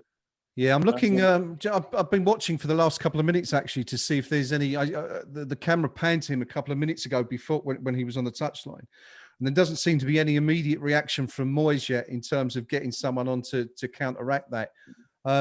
Is this a game changer, Briz, for Wolves, or could this be an opportunity for West Ham if Traore is coming on? Well, again, I think Traore looks like something out of Magic Mike. The guy's massive. He looks like he was muscles on muscles, weren't they? But I think it looks like Wolves are bringing on 2 players, so maybe they're going to look to change shape here. But Moyes doesn't look to have signalled anything to our bench. There's certainly nobody that I could see warming up. So I think we're probably going to stay the same. But again, Wolves could change this up now. And I think someone touched on it earlier on about energy levels. I think this is the time of the game where that sort of going to pay out. Yep. Rio, we certainly look to have slipped back another 10, 15 yards, don't we, over the last couple of minutes, even prior to this substitution? Yeah, definitely. And what with the changes impending, and Moyes' he always seems to me more of a reactive manager than a proactive. Yeah. So I don't know when the next window is. So is it every 15 minutes we can make changes, or? No, you can make the changes when you like, but you have to do them. You can make changes on 3 occasions whenever you like. Okay. So you can bring on 5 now. So you have to bring on those 5 within the 3 windows. So you've only brought on 3 or 4, and if you brought on 3 substitutes 1 at a time, then you can't bring on the other 2 because you've run out of windows. So you have to sort of you'll probably see a lot of multiple substitutions over the next few weeks while this is still going on. Yeah, it just worries me that he's normally a reactive manager than a proactive. Yeah, and I thought Wolves to get into a little bit of a rhythm, a bit of a pattern before he actually makes the plunge and decides that we're in trouble. Yeah, it's actually quite a strange one because, as you rightly point out, Wolves do seem to be getting a little bit of a stranglehold on the game once again. So I don't know. I think as a manager, would you perhaps sit on it for 5 minutes to see if they can do anything? But it's as you say, that is obviously the sign of a proactive coach, that even though they do seem to be in relative control at the moment, he's still looking to improve. Just quickly popping back into the forum as we see West Ham win a free kick, or Gnome saw it about 5 hours ago, which comes to nothing, predictably. Eastleigh Hammer on the forum says that they're going to bring Traore on and will collapse. It's so predictable that I'm going to go and watch a movie instead. We've got Pyatt. Again, he's not too complimentary towards Ngakia, saying that he's not our right-back saviour. Fine as a backup, though, which, I think we've got to bear in mind he's still only 19, isn't he? And as Preview Percy pointed out rightly in his preview earlier this week, he has only played 4 first-team games since. Interestingly, John says, "How is it these players have all had haircuts?" Well, John, have you not seen the? Have you not seen that us today? Me and Pinky are already there, mate. We've not been to a hairdresser's. Amazing. Neath Iron says it's all set up for Wilshere to score. Not sure about that one. Yeah, he's on drugs. Get him off. Scornful laughter that was coming from my fellow contributors here today. Antonio's just gone into the book, by the way. Yeah. A late one on. Not sure who that was. Somebody playing on the left-hand side for Wolves that just slid in, caught him late. Yeah, yellow, no problem with that one. That's Sace, apparently, according to my team sheet, the number 27. And it's actually, I think he's gone in a little bit late, isn't he? There wasn't much contact there, but it's one of them that, studs up, foot at the right angle. If it catches him, it's a red card, isn't it? But Jimenez got into a good position there, and Jimenez got into a decent position there, and instead of his cross sort of was pulled back to the edge of the box. They had a shot which hit Taylor, and then came out to Wolves who wanted to play on, and of course it hit Taylor. So he says, "Well, it's hit me. I'm stopping the game. I'm dropping the ball." So much to Wolves' consternation. Yeah, it's a lovely touch, actually, wasn't it? I think the worry there, looking at that, is that's probably the first time we've really seen them go at Cresswell, isn't it? The ball played over the top there just prior to Taylor, and Wolves getting rather irate by the fact that he hasn't allowed play to continue there. By the looks of him, we have a drop ball. Do we have a drop ball? It's something you don't see often these days. It's kind of uncontested. You give it back to the people who were wronged. Is the latest rule. So here's the substitution. Neto and Traore on. Not sure who's coming off yet. Let's have a look. Okay. And it's Jota and Dendoncker are the 2 coming off. Dendoncker, now, there is a player that was one of those we were heavily linked with during the summer 2 or 3 years ago. Yeah. We were going to pay about 15 million, I think. And didn't he go to? I think he went to Wolves on loan for a season, didn't he? Initially, has he pulled up any trees? Rio, is he the sort of player that you think we should have signed, or is that one we've missed and rightly so? I think he's actually exactly what we need. He's one of those nuts and bolts players who makes you tick, does all the dirty work, defensively good, but he's also great on the ball. Yeah. We got that kind of player now in Soucek, but 2 years ago he would have done wonders for us. It's another one we missed the boat on. Yeah. Pinky, what do we know about we know all about Traore, obviously, who's one half of the two subs that's come on. What do we know about Neto? Anything? It's a crap supermarket, isn't it? I mean, I know absolutely nothing about Neto, and you know, wouldn't be troubled unduly about their players. It's where's our plan? You know, we're seeing Lanzini now. Lanzini seems to be coming on, yeah. And you know, this is what we need to do: is impose our game plan on them. You know, we're the home side here. You know, we've got the fortress that is London Stadium as our advantage. You know, and surely we've got to exploit this. Well, I'm just pleased that you've done about as much research as I have on Wolverhampton Wanderers substitutes today. Absolutely. I mean, you know, professional as ever. These up Mother Brown team. Antonio holding his knee. Antonio's on his back, holding his knee. Not quite sure what, if anything. Oh, he's up now, but he's. Let's have a look. Yeah, usual thing. Nobody near him. Trying to control the ball. Basically tripped over. He's brought himself down. Wasn't wearing a Santa Claus outfit, was he? Or was it a snowman? He took himself out of beast mode in, I think. But interestingly, Gnome, that's with that bizarre habit of rolling up one leg of his shorts. Never quite worked that out. Alex Song was of course an exponent of that particular thing, wasn't he? I remember we asked once why he did that, and we did a little piece a few years ago about Alex Song's penchant for doing that. But interestingly, that's the second time now, isn't it, that Antonio has gone down. Briz, I think you pointed out in the first half that he had gone down feeling his knee. So is there perhaps a lingering problem there, do we think? I think it looks like he's got nothing left in the tank at the moment, and he can't get to the ball quick enough. His lack of control.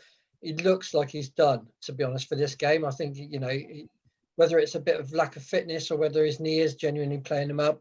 I wonder if sometimes when they feign injury a little bit because they made a terrible gaff over on the side. But Lanzini coming on now for definite. Drinks break being taken, so hopefully that'll give him a bit of energy back. He's not coming off. Yes, Lanzini's on for Anderson. Lanzini's walked immediately on to go and get. He's just having his drink now. There's obviously a tiring run that 30 yards from the sideline. So if only it was 30 yards. I mean, we were talking about how tall Ngakio was earlier on. I can't believe. I mean, many years ago when I had my little brother Jeff at the bowling, and our good friend Catherine was looking after Jeff while I was doing the press stuff. And I went into the bar afterwards, and Jeff was meeting like those players that are in there. And Lanzini is shorter than I am. He's tiny. And I'm the one they call Gnome. Yes, he is quite diminutive, isn't he? It's but low center. You know what they say, low center of balance. So we're just seeing Trevor Brooking with his completely ignoring the rules with regards to wearing face masks. Shocking from you, sir. We thought you'd know better.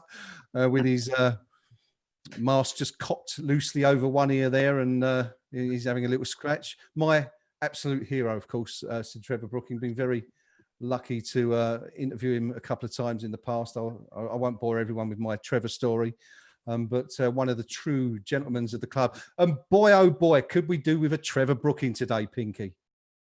Absolutely, because you know we're creating nothing. You know, there isn't a player out there today who's put his foot on the ball and said, "I'm going to take charge of this game." You know, and that's what we desperately need. most weeks it'd be Mark Noble that would do that for us, and as the only one to step up to the plate. But it says everything that the 33-year-old, sort of like granddad of the team, if he doesn't do it, if he's not at it, we're offering nothing. And for all his critics, ultimately, if he doesn't do it, West Ham don't do it, and that's a massive problem for West Ham United. It really is. Jack Wilshere, is he on the bench? Oh, that's a hell of a ball from Surchek. It's a great ball. Just saying, have we got Wilshere on the bench? Yes, sorry, Wilshere. Pinky, yes. Jack Wilshere is on the bench, one of the 36 substitutions we've got today. Yeah. Have a look what happened here. But it was a lovely ball from Bowen, just beaten to it by our friend, the number 27, whose name eludes me. Yeah, that's the Saiz. Yeah, I mean, that's the pass of the day so far, isn't it, Rio, from Souček there? Absolutely glorious. That's a dimension we haven't really seen to his game so far at our place. Yeah. But that was a lovely ball, absolutely lovely. Got a corner out of it. Okay, Gnome, take us through the corner. Straight into the keeper's hands, as usual. Hey! So predictable. It's the West Ham way. It is. It is indeed. There's something. The game's now stopped. Taylor's having a word with somebody. Wolves people are sort of. Everybody's looking at him, holding their heads and saying what. And I think they go to VAR. I'm not 100%, but is it a push in the back on Bowen, perhaps? The clearance from the keeper. I think. yeah. I think Antonio's been told off for attempting to block the clearance from. Well, there's nothing there. I can't quite see what was given there. Keeper cleared the ball. Antonio ran past the keeper. All of a sudden, the game stopped. Now Wolves are on the attack. That was very Taylor-esque, that one. No one seems to know what's going on, least of all the official himself. Anyway, diving it's all quickly ended back up in Fabianski's hands anyway, so we're safe for a bit or two. Okay, so we are still goalless with less than 20 minutes to go. Where are West Ham going to get a goal from? We're looking to the bench. We've only made one sub so far. We've got Yarmolenko. Can he come and do it? Can Jack Wilshere come on and spring one of those incredible defence splitting passes to put Ayeti in, perhaps? Or even Bowen? Or even Antonio, if his legs don't give up. Let's look quickly at the forum just to see what everybody's saying on there. Plasto Iron, going back a few minutes now because he said, come on, Manuel. So that's obviously a few pages back. Hammer PDC says he's looking forward to the vintage Moyes quadruple sub on the 85th minute when we are one down. Fair enough. Smuts quite damning of Anderson. Cheers, Felipe. Your usual 65 minutes of strolling about is over. Depressed Hammer. 5 more drink breaks would come in handy. Very good point. That might just ensure we get a point. Everyone seems to be a little bit despondent at the moment, Pinky. A feeling that seems to be shared amongst us here. Yeah, I mean, we've just seen Traore there beat 3 West Ham United players with consummate ease. A little bit of skill, but plenty of power. And he got a super cross into the box, which, again, Wolves really should be disappointed they haven't got anyone on the end of. So, again, that positive substitution by their manager, is going to bring a reward of that. I'm certainly. There he goes again. Another good cross. There's the goal. Hi ho, fucking Wolverhampton. I'm delighted. There we go. There it is. We all said it was coming. We've all seen it coming, haven't we? Traore. Basically, they didn't heed the warning 2 seconds earlier. Got down the right, crossed it 1-0. Just let's say predictable. He's got the ball. He's just drifted past. Nobody's got near him. Cresswell didn't get anywhere near him. Nobody's marking in the middle. That's unfortunate. A typical West Ham goal conceded. And I think this comes back to what we were touching on earlier in the half with Diop. I mean, he's lost his man there, hasn't he, Briz? Yeah, I'm just trying to have another look at it again. I'm not sure whether it's his man or whether it's Ngakia's at the back, but because it's difficult. We're only seeing that kind of final bit of play. But yeah, he's just got between the two of them, hasn't he? Yeah, there's 2 players actually there they should be picking up. But great goal, and we were all at the races again. Warning, the exact same, play by Traore. Yep. 30 seconds previously. You know, we've Yeah. been given a warning. We got away with it. Yeah, but we're not paying attention, and they do exactly the same move. You know, and now we're going to find 2 goals. I mean, you know, this is looking beyond us now, and you know, with Bournemouth playing Palace tonight, and Palace nothing to play for, you know, we're going to wake up tomorrow and we're in the bottom 3. Not Yeah, that is a very real worry now, isn't it? I mean, oh gosh, Rio, what can we do? Is there any way we can get this back, let alone win the game? Can we salvage a point somehow? Is it or is it gone now? I can't see us doing anything. We've not looked like we're going to score all game. We've just been done by something that we've been calling since the first half. Yeah. This is so much like a pre-season friendly, the way we're approaching it, or a testimonial game, that I just don't think we've got Ralph Little and Robbie Williams on the bench to bring on, like, give us a bit of drive. But well, corner, but as I've said, we never score from them, so I wouldn't get too excited. Well, let's hope this is the moment that we. Oh, and of course it come off the flag. So let's hope this is the moment we get a little bit of luck, because we haven't, you know, we haven't played particularly well today or all season, but we haven't had a lot of luck, has we? That's something that certainly seems to have evaded us this season. You know, thinking back to games, Gnome at you know, Sheffield United, for example, when we scored that late equaliser that was cancelled out for the merest of, you know, offsides. Talk us through the corner anyway. Well, Rice had his header saved, so we've got a corner on the other side. Again, we never score from him, so and again, as ever, it hasn't beaten the first player. We have got it back, and Lanzini's now gone in the left, but fails to get across in. Gets it in at the second attempt. It's a bit of a scramble, but nobody's in there looking interested. That looked like it went out for another corner, but linesman disagrees, and we have a throw in deep in on the right hand side, deep in Wolves territory. Lovely ball that inside Lanzini, who first attempt at cross didn't get in there, second did, but as I say, we've got to get somebody on the end of this sort of stuff. It's agonisingly close to Souček, I think, there, isn't it? Antonio now. It's been cleared. Well, we've got a little bit of a pressure going on. But isn't this always the way? I mean, we've lost the ball now when there's a break on, and this is West Ham all the way through. This is our season. Yeah, I'm just seeing a quick replay of that centre there from Lanzini, and it is probably 6 inches above Souček. I mean, if he was that 9-foot player that we referred to at the start of the game, that's in the back of the net. But isn't it always the case, Rio, that it takes something like this before West Ham start to play? Yep, every single time for the last, in my experience, 40-odd years. I don't know. I've lost for words again. It was just so blatantly obvious what was going to happen. Yeah. And we've fallen for the sucker punch once again, and I really can't see no way out this time. We're in pre-season mode still. Yeah, Briz, what do you think? Any chance we can get this back? Well, I think we on the right. Again, another cross comes in. Again, nobody looks like getting on the end of it. Yeah, typical second half. Sorry, just going back to Briz quickly there, no? Yeah, please do. Sorry. Yeah, no, I mean, I think we're done this game now. Can't see where it's coming from. I think we do have to make some drastic substitutions. I think it's too late in the game. Wolves look like they're bringing on another player now. Actually, it does look like we're bringing on 2 players at the moment. I've just seen them lining up on the sidelines. So who have we got there, brother? It's going to be Wilshere. Okay. I can't see who the other one is, but we've really got to do something. This is ridiculous. Joey from Bread. Yeah. Yes. Not good, chaps. Not good. We might have thought this was going to be the start of West Ham's escape. It looks like, as Pinky said, we could be ending the day in the relegation zone if Bournemouth get a result against Palace later on.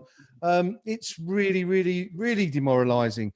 And of course, it doesn't get any better. We're at Tottenham in midweek. We've got Chelsea next week, and then, you know, the thing is, if we don't win any of those next 3, people will say we've got easier fixtures coming up. But is it not just the case, Pinky, that we've just heaped even more pressure on us by, you know, leaving it that late in the season?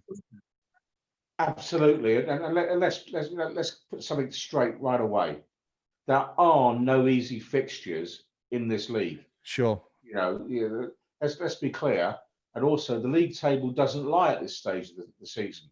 You know, we started today in 17th spot. There's a reason for that. Yeah. And ultimately, if your game plan is, oh, good news, we've got Norwich to come. Well, I'm sorry, that's part of our problem. You know, that's the start of a losing mentality right there, which you think, yeah, oh, it doesn't matter if you lose to Liverpool, Man United, Man City, because we'll beat Norwich. Well, no, that's why you end up in 17th place. Yeah. Because you think there's some easy beats, but actually you've got to compete in every single match.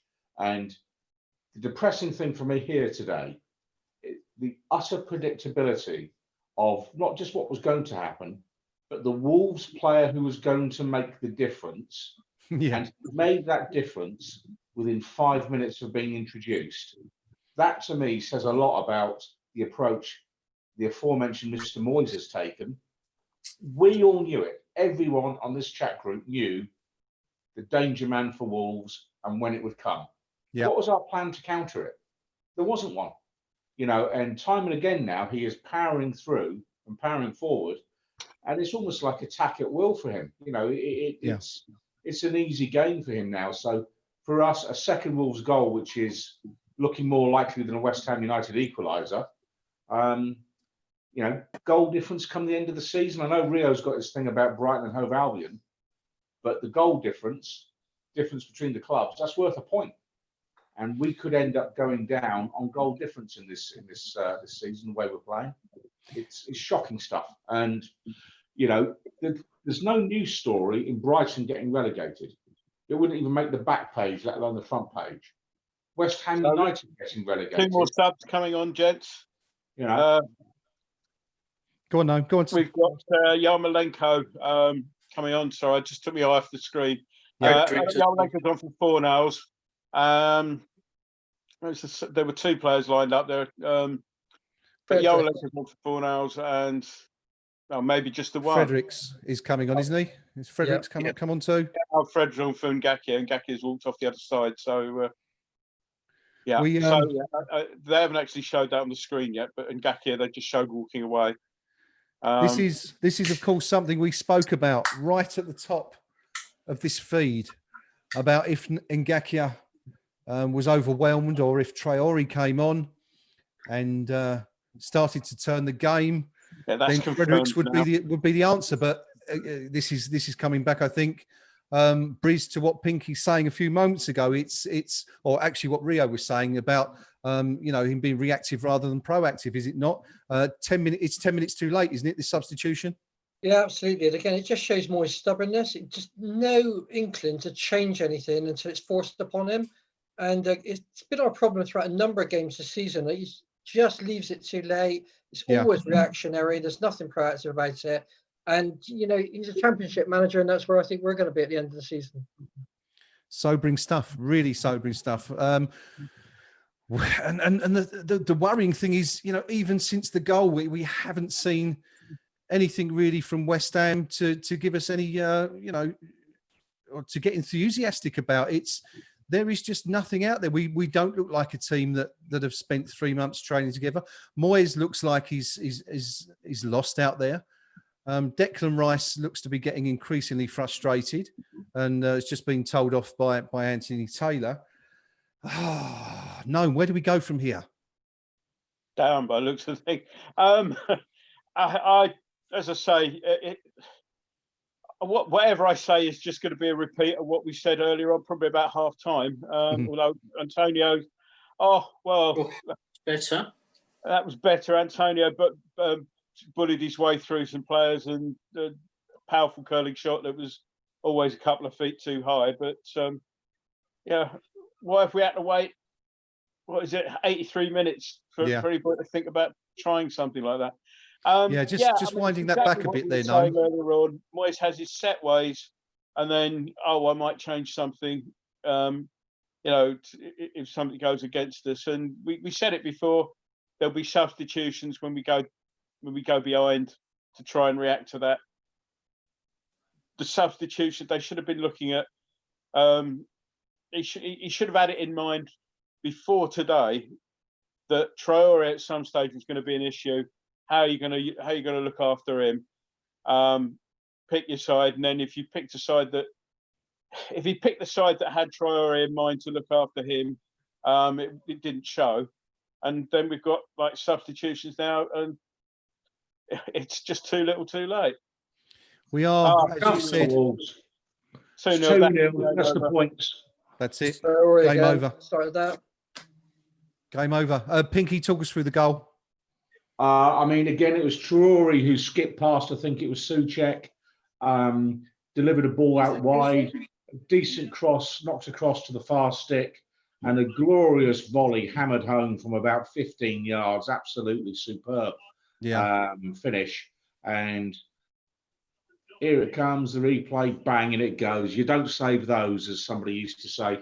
But we shouldn't really have let them get there. I mean, I think it was Lanzini who put in sort of a very half-hearted challenge about 30 yards from goal before the ball was played out to the right. I mean, you know, it's difficult to single out individuals, but it's just a comedy of errors, isn't it, really? I mean, you know, a sort of half-hearted challenge from Lanzini, the ball's played out right.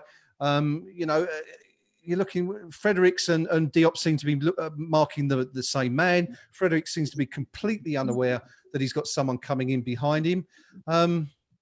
You know, the discipline, the awareness, it's just not there, is it, Rio, this afternoon? Can I just come in there just on, Yes, on of the course. fullback there? You know, I've put the view on the forum earlier in the week that I don't think the money offered to Ngakia is the issue. The money that we spent on Frederick's salary is the problem, because ultimately, you know, the manager's made the change there, and it's obvious that Fredericks, his positioning is poor. He's so-called the senior fullback at the club, in that position, and I've got no confidence in him whatsoever. He's not good enough going forward to compensate for his inadequacies at the back. And were I David Sullivan, which thank the Lord and all that, I'll be looking to offload Fredericks quickly, and I'll be looking to hang on to Ngakia, because I think he's looking a better bet at this moment than Fredericks. I really do. The signs aren't very good, are they? West If Ham you wanted presumably. a microcosm of the difference between the two sides, you've just seen it there. A couple of times they've got down the right a number of times now and got crosses in. We just got a cross in and one player in the box, and the Wolves defender had time to just basically turn, chest it back to his keeper. As Lanzini has a desperate looking shot from 30 odd yards that predicted his block. The goal there, the second goal, fine finish, but about 10, 15 minutes earlier, they had a corner which completely unmarked at the back, and it was played off Antonio. It hit him on the hand, not a penalty, but it was the same sort of thing, that the far post, there was an extra player there, completely unmarked, and it's happened again. Two goals, and twice we had warnings of those sort of things, and twice we just ignored them. But isn't that, surely that's down to the coaching team to get that right? I mean, that, you know, we can point to individual errors, but really that is, you know, Rio, that's Moyes, that's Nolan. They should be looking at that. They should be watching videos of the way Wolves play and really. Sorry, Gray, I know you said Rio there, but I've got to come back on that. Of course, mate, go on. To ask for a player? I mean, you know, Gray, years ago we used to play for the Internet Hammers side, and we certainly did. I played a few games in goal. Now, if something like that had happened, and you'd left somebody unmarked at the back and we'd cleared it, I'd be saying something along the lines of keep an eye out there. We're getting one over all the time there, and we'd make a change on the pitch. We didn't have anybody on the side to tell. Is it too much for us, the players, to take responsibility for that sort of thing? You know, that's a fair point. Yeah, absolutely. Why not? Oh, or at least liaise with the coaching staff. Yeah. Sorry, I've just seen a blatant foul that Taylor saw clearly and it's just a play on. I mean, it's going to be one of them days. I must confess, I'm slightly surprised that we've got to 88, 89 minutes, and we've only very rarely mentioned the referee once or twice so far, which is quite He's unusual, I had guess. some And look at me moments, hasn't he? But that was just that's a blatant foul, and yeah, he's just not giving it, and it's yeah, you know, it's not your day. Yeah, I'm going to quickly touch on our predictions prior to the game from last week. yeah, please don't. I don't think anyone went for a 2-0 home defeat, but Pinky was probably the closest with a 1-0 home defeat. I think the rest of us were a little bit too enthusiastic, perhaps, with our predictions. Chalks, of course, went for a 5-1 home defeat. So, thankfully, it could have been worse. It hasn't quite reached those depths yet. There's still 5 minutes left. There's still time. But I can't see who's getting our goal. I suppose we should, at this point, look at man of the match contenders. Pinky, anyone that's, no one's really stood out, obviously, but anyone who's perhaps, not made a disgrace of themselves that you could single out? For the game, if I'm being a fair and neutral observer, Traore's made the difference. So yeah, he's the player that should get it. From a West Ham United perspective, yep, I think Souček's had a reasonable game till he got a bit leggy, but it's kind of like none of them should trouble the scores in that regard. It's been poor. This is as poor a performance by West Ham United as I can remember, and it's almost as if the players don't realise that a win for Bournemouth tonight puts us in the bottom three, because I don't accept that they don't care. I think they all care. I just don't think they're cognizant of exactly where we are in the season, and that this is real, and we're facing relegation here, and this is serious stuff now. It certainly is. It certainly is, and as you say, even more so if we end up in the bottom three after tonight with Tottenham away and Chelsea at home to come. Briz, is there anyone who sort of looked half decent for you so far today? Well, again, I'll go with Pinky. Traore's made all the difference since he's come on. I think Bowen's not done bad for us. He's been industrious, a little bit unlucky, I think, not to get a free kick a minute ago. I've been really, really disappointed with Mark Noble as well. I think if you want leaders on the pitch. And to me, today he's been really quiet. He's been quite reserved. He's not been anywhere near any of the tackles. We haven't even had the obligatory yellow card where he's dived in late on somebody just to break up play. So, I'm going to say Bowen for West Ham, but Traore for me has made the difference. I think we're all quite unanimous in that, aren't we? That Traore is the one that turned the course of the game. Rio, from a West Ham perspective, anyone that you've seen that gives you hope for the next 8 games? My pick is probably Souček. I think he's had a reasonable game. He's done a decent job on going forward. First half is reasonably solid defensively. Everyone else, no, I'm sorry. It's not acceptable, Yeah. This is a relegation fight, and we're just not turning up the races. Take away the 3-month off period thing. There's no one out there who actually wants it. Not one single person. And we're in desperate trouble. Absolute desperate trouble. We certainly are. Gnome, how about you? Which hammer has made the best contribution today? I guess Souček possibly the least worst. I'm struggling. I think that's what we're down to, aren't we? Man of the match is Traore, but for obvious reasons, I really, this is one of those days when, and it happens quite a lot at home, where you notice sometimes when things are going badly, they don't announce a West Ham man of the match. And I think this would be one of those days. Yeah, it's definitely looking that way. I think. Yeah, I was just we've all. It seems quite unanimous. Souček, 3 votes for Souček, then, and 1 for Bowen. I think I'd give it to Souček just purely on the basis of that incredible defence splitting pass that he made about 15, 20 minutes ago to Bowen, because it's the only highlight I think we've really had. But I suppose you could possibly point out to the saves made at in the first 15, 20 minutes. None of them were spectacular. Final But, you know, whistle. 3 or 4 chances there that Wolves had, which if Fabianski hadn't stopped them, the game would have been over even longer ago than it is. But we are sort of stumbling to defeat here. It is a totally demoralising start to what is effectively the second half of the Premier League campaign. Gnome, where are we? Final whistle's just gone after 3 minutes of totally uneventful stoppage time. Another foul that Taylor saw and didn't give, and he just couldn't be bothered either. It's frustrating because when you look back on it, things were looking a little bit better before the break. The virus break, not the game today.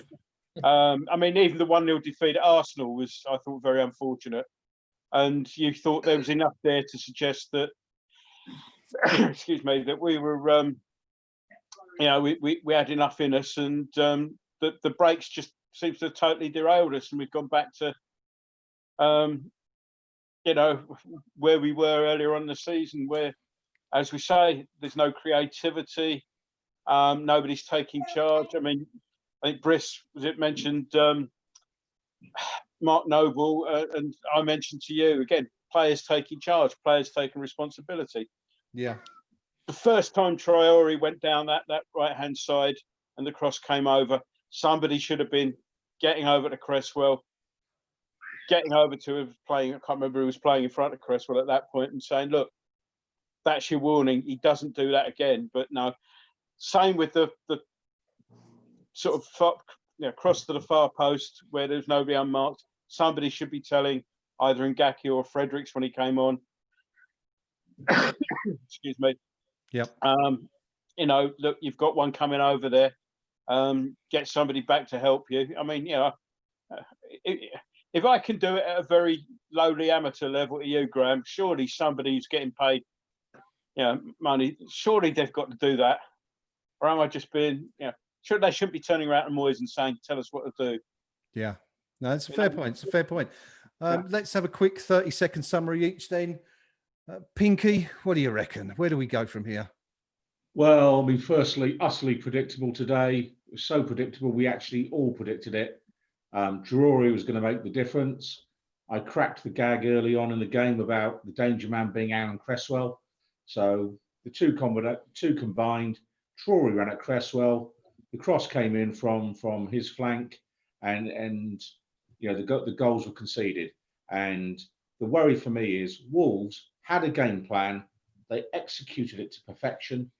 We had no game plan whatsoever. I couldn't see what we were trying to achieve today. We were poor in almost every department. And for my money now, we're looking at that. 2 goals conceded, which could be crucial come the final day of the season. And we're facing a situation where a single point for Bournemouth tonight puts us in the bottom 3 in all probability. It's not where we want to be. Tottenham and Chelsea to come. Tottenham, they're not going to enjoy really rubbing it in much next week, are they?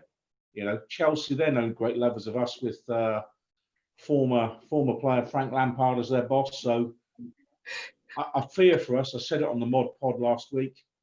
I really fear for us now. And the lack of heart, the lack of fight, the lack of football nous, the lack of leadership on the pitch today, the lack of leadership on the touchline, and frankly, the highlight of the day was David Gold's Hawaiian Hammers tribute shirt, which talk about getting down with the fans.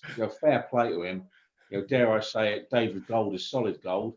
Bottom line is we're looking like a championship team. And of all seasons where you want to go down, it's not this. And just picking up on a comment that Bristle made earlier about David Moyes being a championship manager. The problem I think we're going to have is he isn't a championship manager. If you want to get out of that division, you need a manager that's managed in the lower leagues in recent years, who knows where to go and get the bargain players, a bit like Alan Pardew did many years ago. Yeah, that's what we're going to need. And David Moyes isn't that man. So we've got problems now and problems ahead. It's a bad day for West Ham United today. It was indeed an utterly disjointed performance. But on the bright side, Pinky, you are now top of the prediction league table, having predicted a defeat. So, well, that's all right then. Every cloud and all that, Oh, I feel so much better. Thank you. Adam, just quickly looking before I come to the rest of you guys for your summaries. Just looking at the YouTube chat and the forum. Adam Cherney says, "I'm a Slavia fan and want Souček back." So he presumably agrees with the majority Give of it you. a few weeks, you'll get him. Yes, exactly. At this rate, it's not going to be long. On the KUMB match thread, Demon Stimpy says it was a pathetic lack of effort, poor management, which I think is a theme that pretty much goes with what we've been saying for the last 90 to 100 minutes. Chapo 59 follows that up with playing like we play. It would have been a travesty if the league had not resumed and we'd stayed up on points per goal. Kit the Car says Wolves, organised, game plan, wanted to win the game. West Ham, shambles, unorganised, no real game plan, no leadership, lazy. We're going down and not even in the fun, we're so it's hilarious kind of way. We're going down in the very boring, no one really cares way. And Antonio should never be up front as a striker. He can hustle when he has the ball and sticking it in space to run onto, but playing him as a striker must be so damn easy for defenders. Very damning words there from Kit the Car. Pob says quite succinctly, let's face it, we are dogs. I can't swear, but you get the message. Metal Hammer is continuing the despondent theme with, it's pretty obvious we are going down and I really can't be asked. Neath Iron, coming back to what Pinky said, just watch Bournemouth win tonight. That will properly seal a terrible day for us. Crouch and Hammer, one of the forum's best posters, I'd say, seems to agree with what some of us have been saying here. This all comes from the manager, he says. We could have gone at them from the off and shown our intent. However, we set up not to concede with everyone behind the ball in the hope we could hang on. 3 months on and players scared to lose more than having a desire to win. Sack the board. Getting that one in there, obviously. Gratz, I can only remember the Ngakia shot and goal. That's it. And that was weak from distance on his standing foot. We did have one or two more, to be fair, but not exactly an awful lot to shout about. Chicken Run Supreme. You reap what you sow. Gold, Sullivan and Brady deserve relegation and the fans don't. You watch Bournemouth win now. Yeah, it's pretty much like that on the forum tonight. Everyone really down in the dumps. I guess that wave of enthusiasm you normally get at the start of the season has dissipated within the space of 90 minutes. Pinky's given us his summary. Briz, what do you think? Your overall assessment of today's game, please. Well, I think it was hard to remember that we were at home for a start. I think we played like an away side against a team that was much higher than us in the table, rather than us being the home side. And we just looked lackluster of ideas, lackluster of energy. I think that, again, poor substitutions at the wrong moment. It's just the story of our season, really.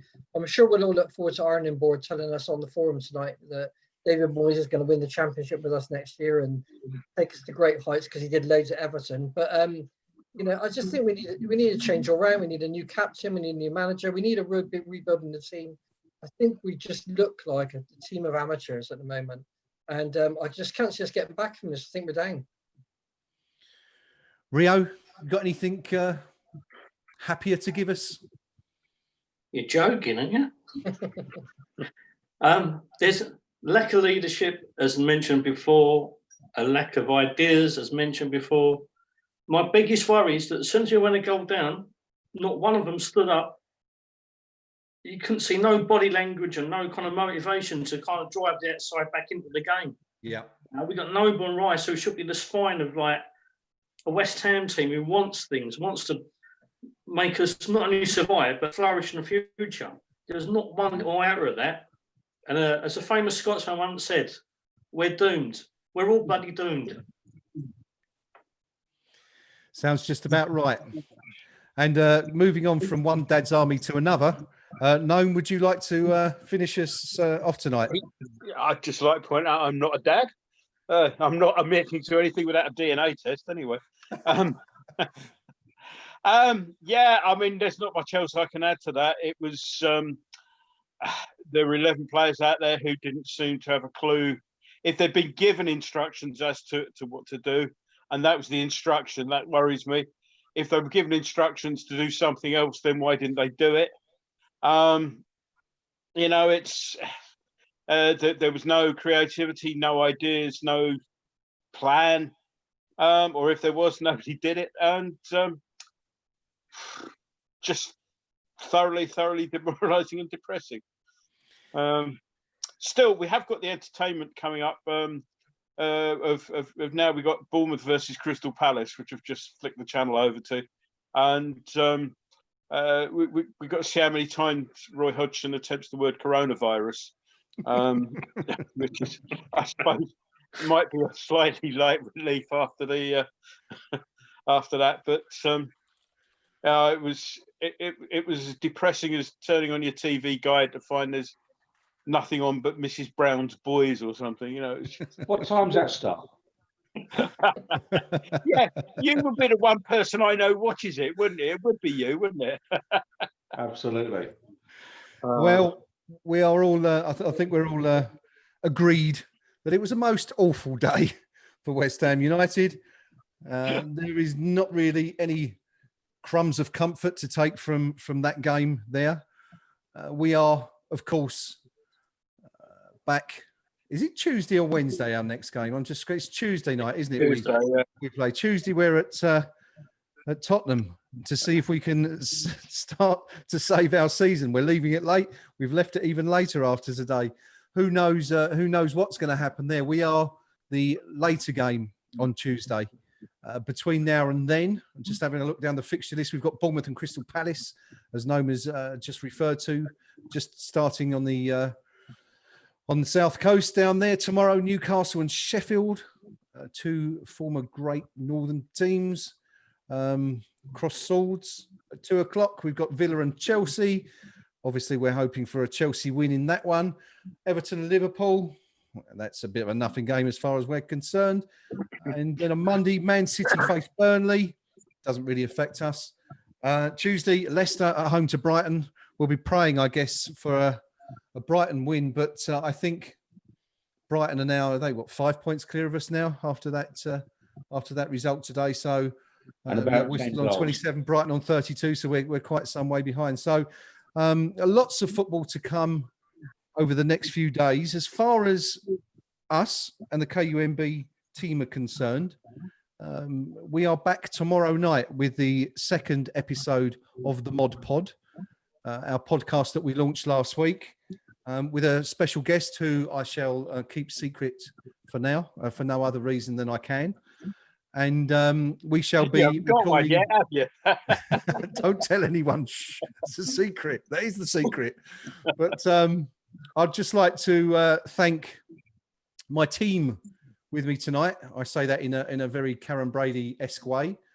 Thank you to my team here who have joined me. Mr. Pink Palermo, thank you for your insight, sir. Even though you seem to have slipped further and further down the screen as the game's gone on, I think we all feel that we all feel that way right now.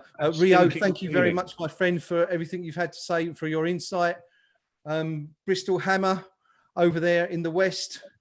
Thank you very much for your contributions. And of course, our Knees Up Mother Brown's deputy editor, my right-hand man, Gnome, for all your sage words that you have contributed over the course of the last 2 hours. Thank you very much, gentlemen.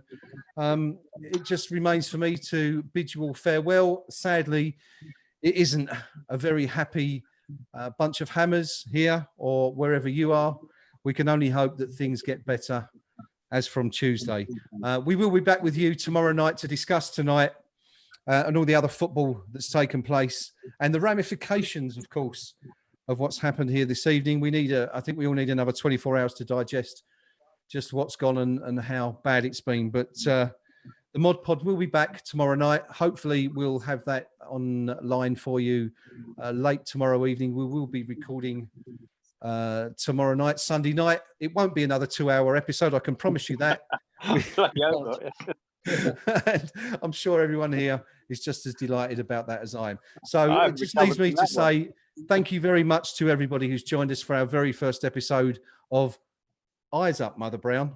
It's been actually very good fun, and it's been thoroughly enjoyable chatting to all you guys and listening to all your opinions on the YouTube chat and then these Up Mother Brown match thread. But for now, that is it from us, the moderating team and Eyes Up Mother Brown. We'll see you tomorrow for the next episode of the Mod Pod, and we'll see you again Tuesday for West Ham v Tottenham. God, it can only get better, can't it? Good night, everybody. See you later. Night all. Cheers.